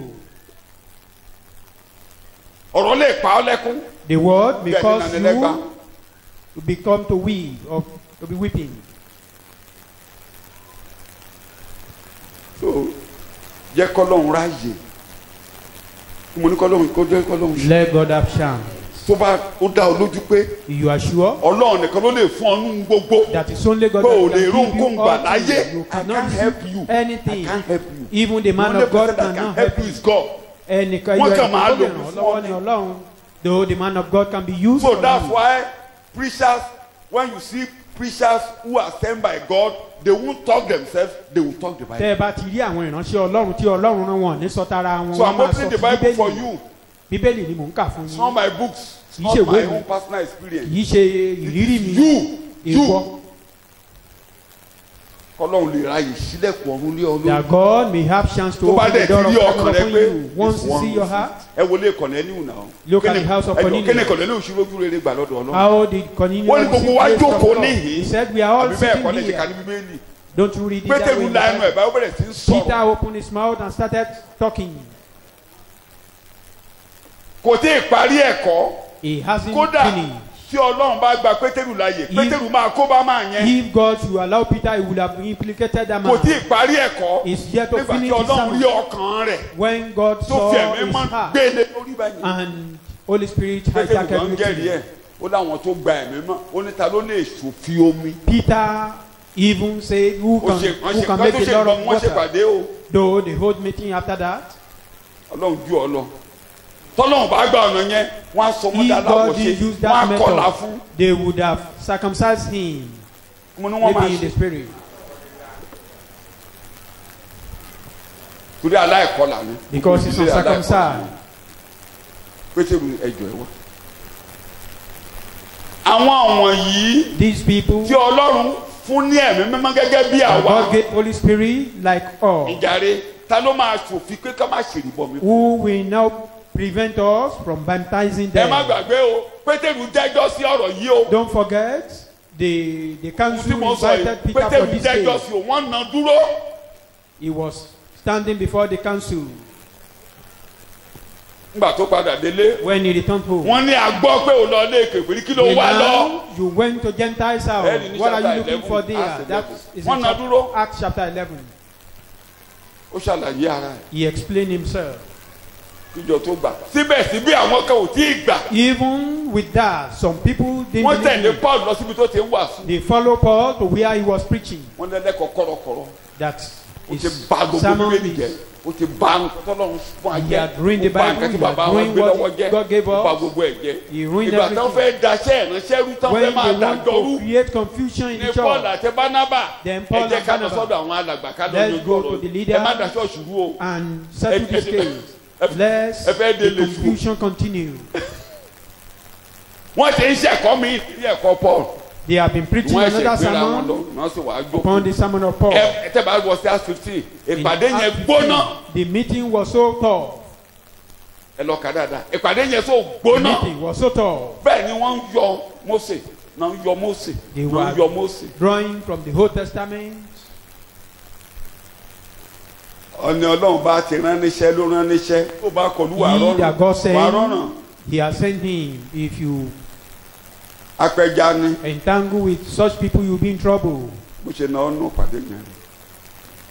Ó lẹ̀ sí ìsà ẹ kú iṣẹ́ Ọlọ́run ràn wá lọ́wọ́ gbogbo ìpàdé tá à ń ṣe One of the látàárọ̀ leaders, ẹ Bishop jẹ́ kí n fún Hussein, yín ní ẹ̀rí said, kan let me give you a tó wá testimony. pàtàn bó He ṣe ń now sùn tells the lọ́wọ́ story of how he was tí sleeping. ebi ń pa tó While ń he tó was gbé tí wọ́n fẹ́ràn pa jẹ tó lóun jẹ burúkú And they show him tó something, bára and ìdílé he said Cornelius couldn't tí eat wọ́n bẹ̀ mọ́ it, gẹ́gẹ́ met bí himself àwa in the house of Cornelius, and they received Holy Spirit like us.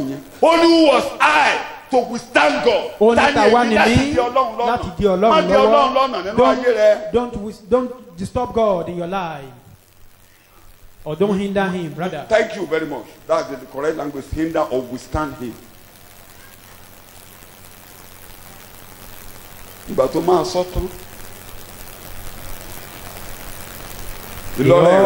They all humble. Kọ́ ọ tún máa pé pàdé yẹn lé. For you to know the meeting is so Ẹnìkan tó tough. ẹnìkan gan tún kó bá wa. Even somebody tried to implicate us Àbúrò there. Jésù That is the brother of tó Jesus, jẹ́ alàgbà Jerusalem. one of the leaders Ó ní of àtẹ̀gbọ́n bí Simon ṣe wí. Elder. We've heard what Peter said. Ó ní nítorí náà. Therefore, Àṣẹ mi ni pé. my commandment is this. Paul bá tako àṣẹ yẹn orí àfọ́ níbẹ̀. If Paul should go against that law, he will deal with Ó it. mẹ́kọ̀ọ́ Paul mẹ́kọ̀ọ́ ju nǹkan tó ń ṣe yẹn ó mọ̀ pé Paul mọ̀nàmọ́ná ni Jacob gbé kalẹ̀ yẹn. He knew Ṣùgbọ́n kò lè that takò. what Kò díṣẹ́ James lọ́wọ́. was saying Ó ní is àṣẹ mi nonsense, ni but pé he can't go against onítorí it. náà àṣẹ mi ni pé My commandment is kí a this. kọ̀wé sí àwọn kèfèrí. The letter should be written to the Kán sá Gentiles. fún àgbèrè. Kán má jẹun ìlọ́lọ́run Move pa. away from fornication. Olópè They shouldn't kẹta. eat animals, Kán má jẹ strong ẹ̀jẹ̀. good. They Kán shouldn't tún eat sá fún blood. kán má jẹ ẹ̀jẹ̀. So àṣẹ mi nìyẹn. That is my commandment. Sílà Silas àti Júdà. and Ó yá Jude, ẹ tẹ̀lé Paul lọ. follow Paul. Ìwé tí a kọ yìí. This Tí wọ́n letter, bá ti ń ka nínú ìjọ gbogbo.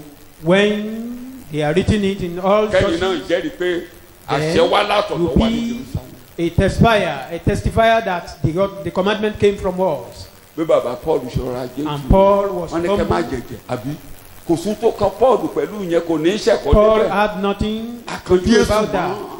He will never go there in sermon. All he need is Jesus was Kò crucified. sún tó kan pẹ̀lú kó má jẹ̀jẹ̀. He has nothing with they shouldn't Kò eat sún tó kan blood. pẹ̀lú ẹ má ṣàgbèrè. He has nothing to do with don't fornicate. Kò sún tó kan. He has nothing to do with that.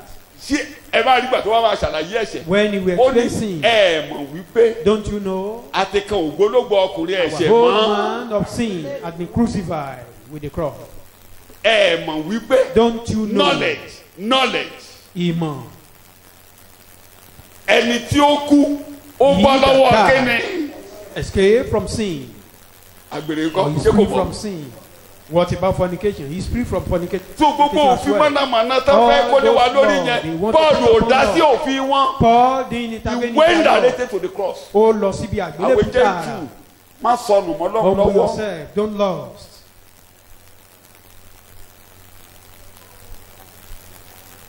O lè rónkó gbà. You can't receive Tó o bá fẹ́ anything. ìbùkún Ọlọ́run. You want the blessing Tó o of bá fẹ́ God. wọ You Ọlọ́run. want Come down. to see the hand of God. Humble Ẹ̀yin ni yourself. a fi fún. You've Ẹ̀yin been ni a given. fi fún. You've been given. God is surveying. Ọba ṣèyí òwú. God is surveying. Ọlọ́run àṣeyìí ó. In Daniel chapter 2, let me read some Ìwé few Dáníẹ́lì verses. orí kejì. Àkókò mi lọ. Let me quickly rush through my lecture. 20 to 22. 20 to 22. Ẹsẹ̀ ogún Daniel sí chapter kejìlélógún. Ìwé Dáníẹ́lì orí kejì. Daniel Ẹsẹ̀ chapter ogún sí 2. kejìlélógún. Yes. Dáníẹ́lì dáhùn sí wípé Yes. olùbùkún ni orúkọ Ọlọ́run títí láé Bẹ́ẹ̀ni. nítorí tirẹ̀ ní ọgbọ́n àti agbára ó sì ń yí ìgbà àti àkókò padà ó mú ọba kúrò ó sì gbé ọba lékè That's God. He's surveying. ó sì ń fi ọgbọ́n fún àwọn He ọlọ́gbọ́n changed times and seasons. ló He's máa the only one yí that ìgbà can àti grant you àkókò wisdom padà. to Òun ló be lè able fún to wa ní know ọgbọ́n what to do at a time. láti lè mọ ohun tá a ní láti ṣe ní àkókò rẹ̀. àti ìmọ̀ fún àwọn tí ó mọ òye ó fi ohun ìjìnlẹ̀ àti àṣírí hàn ó mọ ohun tí ó wà ní òkùnkùn lọ́dọ̀ rẹ̀ ni ìmọ́lẹ̀ sì wà. Ọlọ́run nìyẹn. Kí ni ló wà lọ́dọ̀ Ọlọ́run? N tó mọ̀ ń ló mọ̀. What you don't know, God knows it. If Daniel was not humble enough, he wouldn't know that secret. Tí Dáníẹ́lì ò bá rí ara rẹ̀ sílẹ̀ kò ní mọ àṣírí yìí. When Nebuchadnezzar was so proud, Nígbà tí ọba Nebukadnesari he had to go gbéraga and learn a lesson kẹ́kọ̀ọ́ for 7 months, for 7 years. fún ọdún méje.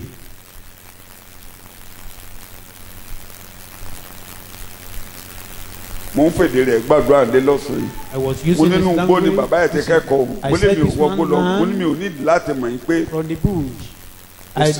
èdè tí mo fi ń jọ́sìn ni pé kò sẹ́ni tó wà títí.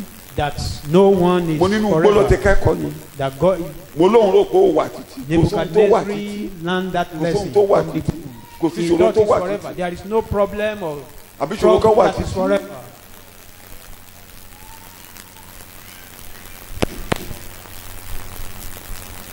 tóun là kọjá lónìí á tó kọjá Here for what you are passing through today, ṣé kò ní kọjá lọ. will soon pass away.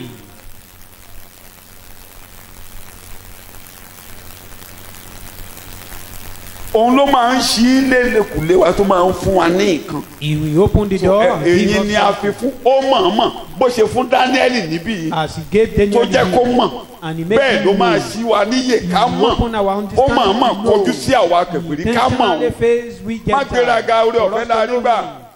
Don't be proud. We only receive grace. Shout hallelujah. Eke hallelujah. in Romans 11:35 Ìwé Róòmù orí ẹ má Kọkànlá gbàgbé ẹsẹ̀ kò karùndínlógójì. jẹ́ ẹnikẹ́ni ní gbèsè o. Don't forget it's not indebted to anyone. Romans 11:35. Ìwé Róòmù orí tàbí ta ló kọ́ fi fún un orí kọkànlá ẹsẹ̀ tí a ò sì san padà fún. kò sẹ́ni Ọlọ́run jẹ́ ẹnikẹ́ni ní gbèsè God pé ohun tó not ṣe mo fẹ́ indebted to san anybody. That what you pé did, ohun I tó want ṣe ni mo to fẹ́ repay san you. kò sí What you've done for me is what ó I ní want to kẹ́ni yẹn repay jáde you. I said, let that pé o person come ṣe mo out. fẹ́ san That mo you kọ́kọ́ did ṣe this for fún mi me, so you bí o want ṣe ń to jíbọ̀ wọ́n ló want a kọ́kọ́ tó mo recompense. fẹ́ san so ṣe ló fẹ́ ràn ẹ́ lọ́wọ́ You only want to help us. kò dẹ̀ ní rángẹ́lì sí ọ. He will not send the angel. I said it some days ago. Mò ń sọ níbi ìjọ mélòó kan sẹ́yìn. He sent Hagar back to Abraham. Ó dá Gádì padà sí ilé wọ́n Abraham. fòrò ẹ̀mí ẹ̀ ò ní He was- padà lọ fara rẹ̀ bá. He was threatened, but he Padà said, lọ fara rẹ̀ bá. return, go and humble yourself. ṣé ẹ rí àkàn àwọn nǹkan mìíràn tá ń gbéraga sí ó dàbí Some ọmọléèwé. things that we are proud I about. thank God I was a teacher in school. gbogbo nǹkan tó ọmọléèwé bá ń ṣe gánagánà sí. Whatever a student wọ́n bá ṣe is jáde bragging lẹ́yìn about, ọdún márùn-ún tó ń lò ní grammar school. after their 6 years in grammar school, ẹlòmíì kó tó wọ yunifásitì láti máa rántí tíṣà rẹ̀. before they enter into ẹlòmíì bá higher dénú ọgbà institution, yunifásitì a máa rántí. they will be èmi ò ní lọ remembering their yunifásitì tó teacher. bá ti ṣorí gbélégbèlé. Some of them will not eventually go to higher institution. èmi gan máa dọ́ọ̀jì yín kò ní kí yín ní. Some will even will be dodging èyí tó you. jẹ́ tíṣà ṣé mo They parọ́. won't be able to greet you. wọn ò ní kí yín. wọ́n máa dọ́ọ̀jì yín. Will be wọn ò ní dodging kí you. yín. ìyín ò ní jẹ́ kẹ́ mọ̀ fóun. If they disguising, Torí gbogbo ohun tẹ́ ẹ you bá not to sọ. know them.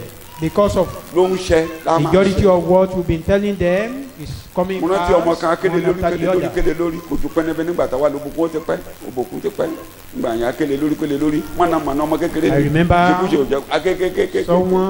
One of my students, we tried to correct her to no mi ò avail. tí kó lóbòkú nígbà náà tí mò ń kọjá lọ I was lẹ́bàá still in Obokun then, ibi tó ti ń ta ráìsì where he was selling rice.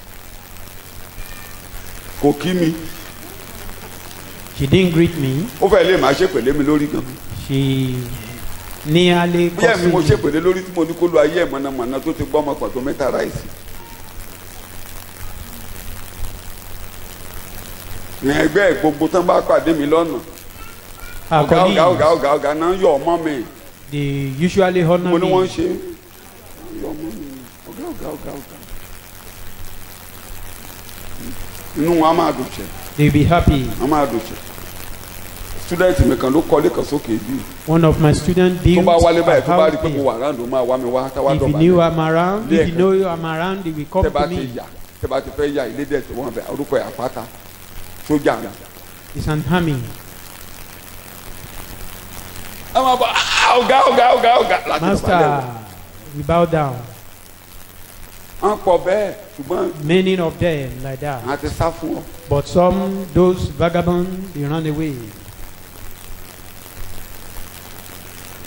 bí ọ̀rọ̀ ìgbàgbọ́ ṣe rí nìyẹn. That's the same thing, the way of this faith. torí ìgbàgbọ́ á máa táyé àwọn kan ṣe. Faith will be àwọn tó bá kọ́ ọ lẹ̀ people's ayé wọn á life. máa bóorùn lọ. Those who rejected it, they continue in their filthiness.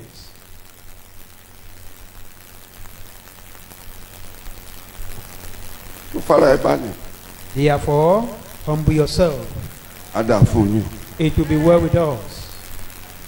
níbi tọ́lọ́run dáa tó ó níbi tó God is máa so good. tó máa ń pín nǹkan tó fẹ́ ká ní nǹkan tó fẹ́ ká yé wa létò. He want our life to ó be ní bó bá ku organized. ọgbọ́n fún ẹnikẹ́ni If is left, kó béèrè àbí is bẹ́ẹ̀ anyone lacking tó fi wisdom, máa rìnrìn àjò let him ìgbàgbọ́. ask. Tí nǹkan bá dàrú kúnlẹ̀ ò gbàdúrà If there is ó ló máa fi fún ọ Kneel down and kì pray. í bá ní He will wí give you. ẹ̀ sọ ní lásán. He will never chastise you. Shout hallelujah. Eke hallelujah. So Ọlọ́run ẹ̀yin la fi fún ṣẹ́ẹ̀dì lákòókò yìí. You've been given. Mo máa ń time tẹnu like mo this. nígboyà láti máa sọ pé I'm so ọjọ́ proud to tèmi say lọ́jọ́ òní. that today is my day. Kí ni mo pè é? This is my own day. Àwọn ọ̀run máa ń mọ̀ yan àkókò yìí pé The gbogbo heaven- ẹni tí ó bá jẹ́ Ísírẹ́lì Intentionally choose this time. mo fẹ́ ràn lọ́wọ́. That all those who are not Tó o bá ti Israelites, ṣe Ísírẹ́lì nípa ti if you ara are not Mo fẹ́ ràn Israelite, I want to mo fẹ́ help fún you. ní nǹkan. I want to give them something. So mo máa ń tẹríba mi. Ọjọ́ náà I rèé. do humble. Ọjọ́ This is tiẹ̀ the day. rèé. This is your own time. Sọ bẹ́ẹ̀ fúnra ẹ̀, ọjọ́ tèmi rèé. This is my own time. Ó máa dáa fún mi It níwájú will be rẹ̀. well with me before God. Tẹ̀rí ẹ̀ bá Bow ọjọ́ down náà your rèé head. Olúwa. This is the time. This is Dìde kó ràn mí the day. lọ́wọ́ ni mo ṣe wá síwájú rẹ̀. Arise and help me. Ó gbọ́dọ̀ dáa fún mi It níwájú must be rẹ̀. well with me before you.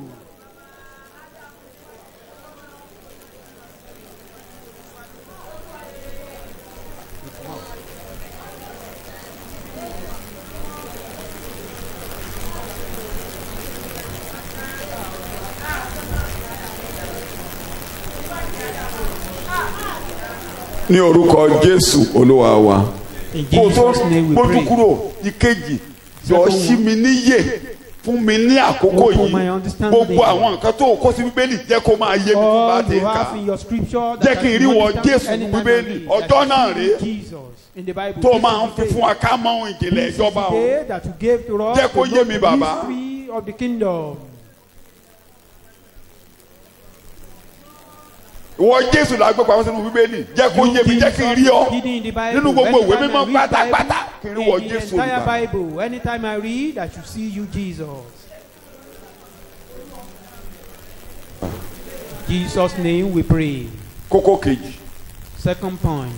Verse 12. For whosoever has, to him will more be given, and he will be furnished richly, so that he will have abundance. But from him who has not, even what he has will be taken away. Nítorí ẹnikẹ́ni tí ó bá Very ní, serious. òun ni a ó fi fún, òun ó sì ní ọ̀pọ̀lọpọ̀. Ṣùgbọ́n ẹnikẹ́ni tí kò bá ní, lọ́wọ́ rẹ̀ ni a ó gba èyí náà. Let tí ó ní. me read this from Matthew Henry before I go to my lecture. 1. It is a rule among men that they will either entrust their money to those who have increased their estate by industry. Ó jẹ́ òfin àti ìlànà láàrin ọmọ ènìyàn pé wọ́n á fi owó wọn bá ẹni tí ó pọ̀ sí i ní ọrọ̀ dá. Down to those who have diminished them by their slothfulness. Ju wípé kí wọ́n bá ẹni tí ó ti fi Wò mí, ìwà tẹ́ ọ̀lẹ bá fẹ́ ra ìmẹ́lẹ́ ṣíà. bá ìṣúra rẹ̀ jẹ́. Mo ló máa ṣí àwọn ṣíà tí ò ní rèrè bẹ́ẹ̀ ló máa fowó ẹ̀ sí. If you want to Tẹ́ buy bá fẹ́ ra share, you share. will buy share that will not be profitable.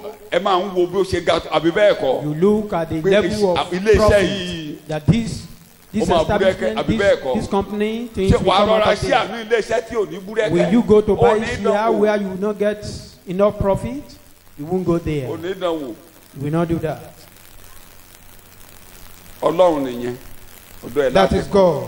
nínú Mátíù orí kẹẹ̀ẹ́dọ́gbọ̀n. In Matthew 25, Ọpẹ́ tálẹ́ǹtì ó fáwọn kan ní márùn-ún ó fẹ́ Gave nìkan ní mẹ́ta talent, ó fẹ́ some- nìkan nìkan someone 5, 3, ẹnìkan lọ rí 1. tiẹ̀ mọ́lẹ̀ One of them went ìgbà ahead tó to fún bury wọn his kí ló own ní kán talent. fi ṣe. When he gave it to Tí them, what did ẹlẹ́ni he tí ò bá drop ti them? ní lo nǹkan tán bá fi fún Ọlọ́run ní Anyone that is tẹ̀sí o not using what God has given unto kékeré tán him, fi fún ọ yẹn the tó little o bá that ti is, ní ẹ̀ka sí o lè rí gbà. if you don't honor that, you can't Ẹni receive nígbà tá more. máa dé By the time the ẹni master tó ní returned, kí ló ṣe sí the one that oní asked márùn-ún tó was jèrè given márùn-ún more. kí ló ṣe sí he has ó more. gbà sí ẹni tó lẹ́yọ kan tí ò lò kí The náà ṣe person ṣe that has one and didn't use it was ó taken di away from them. olówó ẹ ní di olófo lórúkọ Jésù. àwọn Farisí mọ̀ pé àwọn ló ń bá sọ̀rọ̀ The Pharisees knew wọ́n rò he pé was wọ́n addressing them. mẹ́kọ̀ọ́ They ó thought lé ilé tẹ́ ẹ ní they were àgbà lọ́wọ́ yín He told them what you ẹ have lọ been taken lọ́wọ́ away òfò ẹ̀yin from Farisí you. gbogbo yín á lọ You lọ́wọ́ go òfò in ẹ vain. ní kankan rò pé ẹ You ní. Pharisee, we go in vain. mo ń sọ lẹ́ẹ̀kan ó Or mẹ́kọ̀ọ́ ó empty-handed. farabalẹ̀ ó That mọ is- kankan that was what I was Oh, saying man, the other kankan, time. oh, You man, don't know kankan. anything. Humble yourself.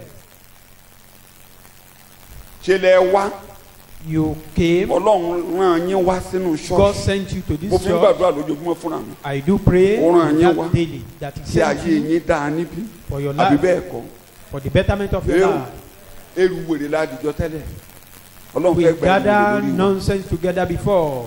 God want to take that away. èmi náà dẹ̀ fi ń gbàdúrà fún yín And I do pray for you. wọn ò rán yín wá bí kẹ́ ẹ̀ bá bá bí ìjẹ́ You are not sent here to scatter Hey, this Jesus. place or to ruin this place. You are not Abesu ni o. Satan. You are not Satan. ẹ ṣe ṣùnà tilẹ̀ wá bí pé You came mo mú àwọn here. ọmọ kan bọ̀ bàbá fi ṣẹ̀kọ́ ní sọ́jú The man of God Jare. used that. wọ́n ti ṣá wọn lọ́gbẹ́ People nígboro say àbí they've been bẹ́ẹ̀ kọ́ wounded in the Ew. city. ngbà bá mi tọ́jú wọn Take these, take care so of them. wọ́n fún wa ní kékeré You were given a ká fi little tọ́jú yín just to take care kékeré of tá a you. fún yẹn ká fi tọ́jú yín That little that you were given is Bá to mi take tọ́jú care wọn. of you. Help me to take care of bá them. mi tọ́jú wọn bí mo ṣe ń gbé wọn wọ̀ Help me to take care of tó ṣe them. la ní ká tọ́jú yín níbí That is our duty to take care of you. a dẹ̀ fẹ́ tọ́jú yín And we want to do that. tá a bá dẹ̀ fẹ́ wẹjú egbò If you want to take care of our ẹ̀ soul, ní ké won't you shout Ew. or cry? torí ojú ọgbẹ́ tẹ́lẹ̀ yín nígboro yẹn Because of the bruise you have tí a bá from the wẹ̀ city. á dínú If you don't take care á of jẹ́ tútù it, it will become gangrene. ó máa pa yín á ní ó máa ní àbíkí lẹ́ ń pè é tetanus mo ti sọ lójú wa rí bàbá òṣù Said he, ó ní egbò tí One àwọn man aránṣẹ́ rẹ̀ ń wẹ̀ that olúwa we saw jẹ́ that ẹ̀jẹ̀ your náà o minister má jẹ́ agbẹ́sẹ̀ wa sá o taking care, ẹ̀ ń we gbé should sá be able nǹkan ń to gbé sá lára endure. yín báyìí ẹ̀ ń gbé sá tí ẹ bá ń gbórúkọ ìjọ when you are ìjọ hearing kíjọ níbikíbi the name of any tẹ church bá ti ní from ìjọ yẹn anywhere, dáa if you say that church is good, àwọn èèyàn tó wà ń bẹ̀ ló jẹ́ ó ṣe kẹ́ni it is the people that were there. àbí bẹ́ẹ̀ kọ́ wọ́n bá ti ní living God ò dáa lónìí When they say living God is ṣé not pásítọ̀ good, nìkan ló bà living God jẹ́ is he the only pastor that ruined the church? ṣùgbọ́n mi ò fẹ́ kẹ́ bàjẹ́ mọ́ mi lọ I don't want you to ruin it. so mo fẹ́ ká yí ẹ̀ dáa I tó want o it bá to ṣe be bàjẹ́ well báyìí with you. wọ́n á ní ẹnìkan ló pọ́n rí ládò kí náà ní gbogbo àdó tẹ́nìkan lára yín báyìí tó bá ti ka méjì jọ àní gbogbo living God ló ń ṣe bẹ́ẹ̀ gbogbo living God If ló ń ṣe anyone bẹ́ẹ̀ misbehave, gbogbo akọ́lódé ẹ̀ ṣe bẹ́ẹ̀ people will be carrying that rumor. Ṣé àwọn ọmọ That, living that God is tí ò their kí character yàn yẹn? there. The Àwọn living living God God that ló ní don't òrì greet yẹn. people, those naked people. orúkọ táwọn máa ariwo ewé living God èmi oṣù ní òrì onítẹ̀mí o. I'm not naked. táwọn bọ́ìsì living God yẹn Those boys, wọ́n máa ń the sáàgì ní living living God, God ní they are usually serve. àwọn ọmọ tèmi ò ṣé o sáàgì pásítọ̀ My children don't serve. bẹ́ẹ̀lì tìlú wà ní mi This is my belt. àwọn tí ò wọ bẹ́ẹ̀tì tá a máa gbẹ́jọ́ kò tó síbi rẹ̀ bẹ́ẹ̀ It is those who don't use belt that do ẹnìkan serve. ṣoṣo ló pọ́n ládò It's just tani only gbogbo àdó one ló pọ́n rí. that is barhead in that town, and they Like call them church. barheaded. ayaba ṣéèbà The queen of Sheba. ìròyìn ló gbọ́ He had a news. àbí bẹ́ẹ̀ kọ́ o ìgbà tó máa wá The time she came, kó tó dọ̀dọ̀ Solomoni even before kó getting tó to gbọ́rọ̀ Solomon, Solomoni kó before tó he kó had anything, ẹ̀kọ́ before she had anything ó from lóun him, wo ìdúró àwọn He said, alábàáṣiṣẹ́ "Look at their rẹ̀ standing. òun wo ìwọṣọ wọn look at their abẹ́ẹ̀ka ní bíbélì dressing. bí àlejò bá wọnú ṣọ́ọ̀ṣì yìí If a stranger should come kó into tó this church, gbẹ́kọ̀ọ́ kí ló máa wò before hearing sermon, he will Ew. observe the awo àwa congregation. tó wà ń bẹ̀ He will have to awo àyíká observe the awo àwọn congregation, the òṣìṣẹ́ surrounding, the awo workers. aludùrù awo ẹ̀yìn ọmọ ìjọ awo oníkálukú á máa wò báyìí Each tó bá ti member wọnú of the ṣọ́ọ̀ṣì church lónìí á wò is báyìí looking at them one after the other. ó ti lè decide pé òun ní wá mọ́ He may láì sí ìgbẹ́kọ̀. decide not to come again. pé wọ́n ti tàmí wá lónìí ẹ̀ẹ̀kan náà tàmí sáré They gbogbo wa deceive me today.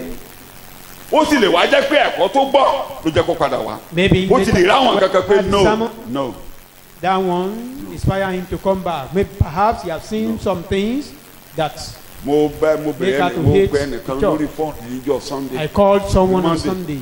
mo ní ṣọ́ọ̀ṣì bo ló lọ lánàá. I said, where did he go? ó ní ó dárúkọ ṣọ́ọ̀ṣì tó lọ. Sunday. ó lóun lọ Mention the bẹ̀ name ó of lóun that fẹ́ shop. lọ wù bọ́n ṣe ń ṣe níbẹ̀. He said he went there to look at how they behave there. ó ní no problem mo ló dà. I said, that's okay. tó téèyàn bá wá bí If àwọn kan wá someone bí tó come fẹ́ wò bá ṣe ń ṣe o. Some people, they came just to observe. mo ní wọ́n wá wò ṣe ẹ mú wọn kọsẹ̀. Will you make ẹ dá mi them lóhùn ṣe stumble? wàá jálá kó bá fún wọn. Will you be an implicator?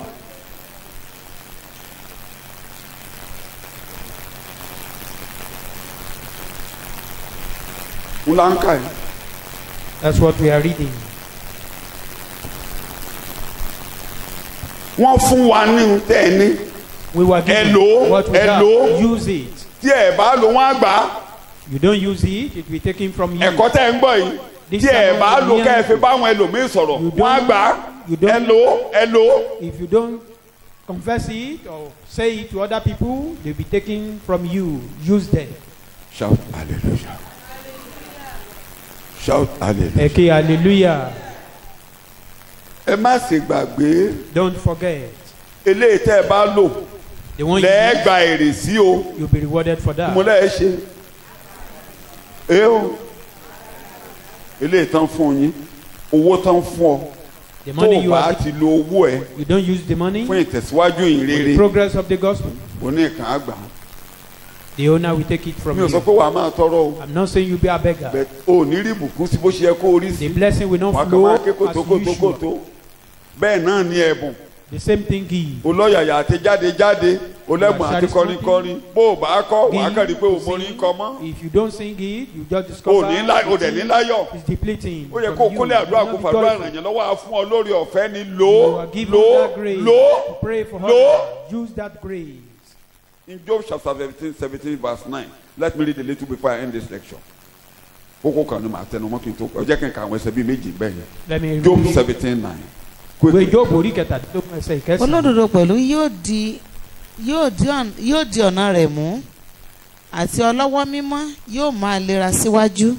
Read it in English. Yet the righteous, those upright and in right standing with God, hold to their ways, and he who has clean hands shall grow stronger and stronger. You will be going stronger and stronger. Amen. Lọ nínú If you want to go stronger, make use of what you have. a fẹ́ lókun sí.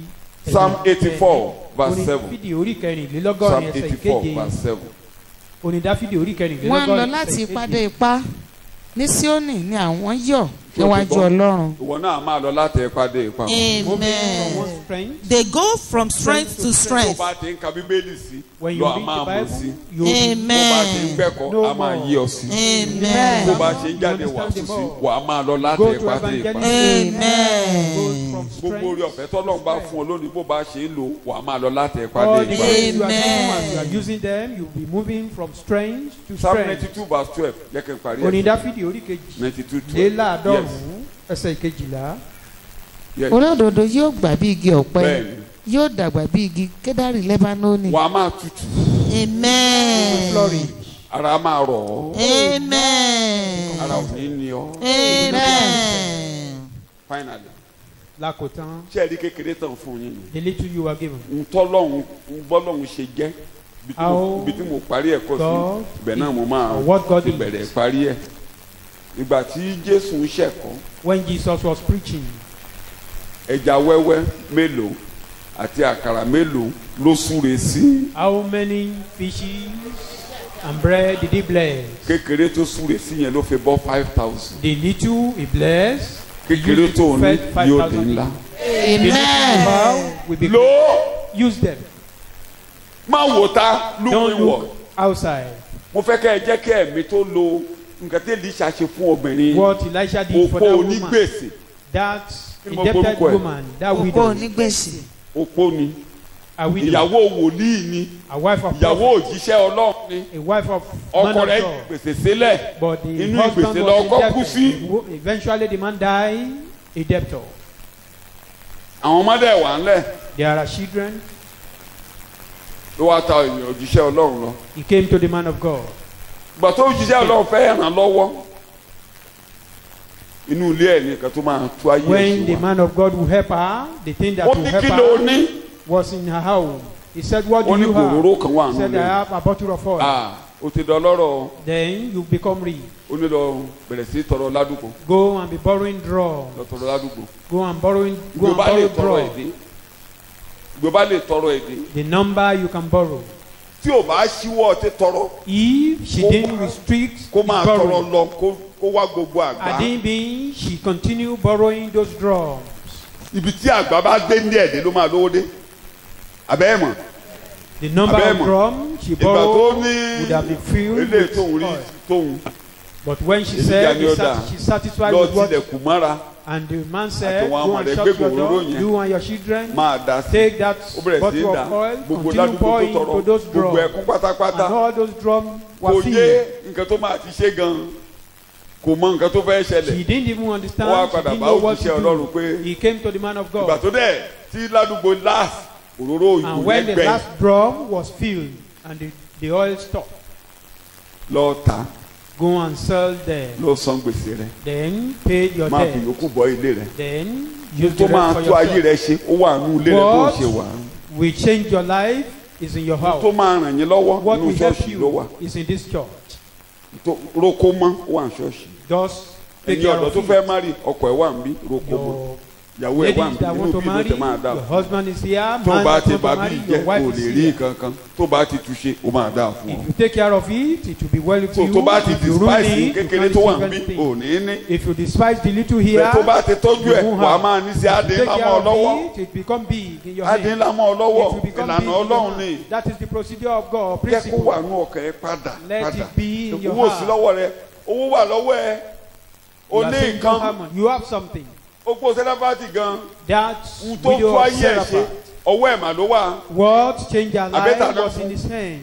o Was in ó lóun her fẹ́ hand. ṣẹ́gi He kó ń jẹ said àkàrà kó ń kú he just Ó want jà, to fetch ó fẹ́ ní àkàrà tó food kẹ́yìn kó ń kú. and fry cake and then bẹ́ẹ̀ eat ni and that. òjíṣẹ́ Ọlọ́run ní And the man of God ọ̀yà came. àkàrà tó níyẹn That cake you want Lord, to fry, day. go and fry it. wàá kọ́kọ́ fún mi But my own first. ìdánwò ńlá A great kí ni mo pè temptation. kí ni mo pè ìdánwò ńlá. and títí dọ̀la Till ìdánwò ló jẹ́ Tomorrow it remains kọ́kọ́ a ṣe fún temptation. Olúwa náà God first, á dẹ̀ san fún ọ and He will repay you Amen. back. ara rẹ̀ á tutù You will be amen. refreshed. ojú rẹ̀ á dán Your face will shine. inú rẹ̀ á dùn amen. kékeré tó wà lọ́wọ́ rẹ̀ wọn ò ní gbà o That little in your hand will not be taken from you. lo eléyìí tó o ní o Use what you have. tọ́jú ẹ o Take care of it. n tọ́lọ́run fún anú ṣọ́ọ̀ṣì ẹ tọ́jú ẹ o What God gave us in this Ẹ̀rọ kó church, mọ́ o. let's take care of it. ẹ̀rọ kó mọ́ o Let's take care of them. ẹ̀rọ kó mọ́ o Let's take care of them. àwọn ẹ̀bùn ńlá wà nù ṣọ́ọ̀ṣì yìí We o have great àwọn èèyàn gifts. gidi wà nù bí yìí We o have great men ẹ and women tọ́jú in ẹ this church. jẹ́ ká Take care of tọ́jú ẹ them. Let's bó take ṣe care wà of yìí o them. tóbi mo máa ń sọ kì í As ṣe you pé are mo here, ń you are dáná a great person. ó yé mi ni kì í ṣe pé mo I ń dáná understand. ọlọ́run dẹ́ ẹ̀rọ It's kan not mi a níwájú joke, and olúwa God sees my you are heart. great mo sọ nù ẹ̀kọ́ kan mo ní you are born great Mo èèyàn ní ńlá ni àbí wa ọ́ ní ẹni ńlá. o ṣe èèyàn You are yẹ́buyẹ́bu not just ojú ordinary yẹn ni mo fi ń wò yẹn ní ńlá ènìyàn That's dáadáa the èèyàn way ńlá I èèyàn gidi see every one of us. tí ẹ̀rọ àwọn tó gbà lára ní àwọn Those òbí who tó gbà accept it that way, ẹ̀rì bọ́n ṣe ń mókè you see Ìwọ náà how máa they were mókè. progressing. Now you will progress in pé pásọ Jesus' kan name. sọ èmi rádaràda Pastor èmi was ò ṣe saying, rádaràda ní I'm tèmi o wretched. I'm not èmi ò wretched. bí ma rádaràda o I don't have èmi ò bí wretched ma rédèrèdè o I don't have mi ò bí wretched wèrè o I don't have. ada fún He ọ said, n tó o níyẹn lò ó what you have, use it. àtọ̀run la ti máa ń fún yàn What you have is given from above. ẹ máa ràn ọ́ lọ́wọ́ May Holy Spirit help us. ẹ jẹ́ ká gbàdúrà lórúkọ Let Jésù. us pray.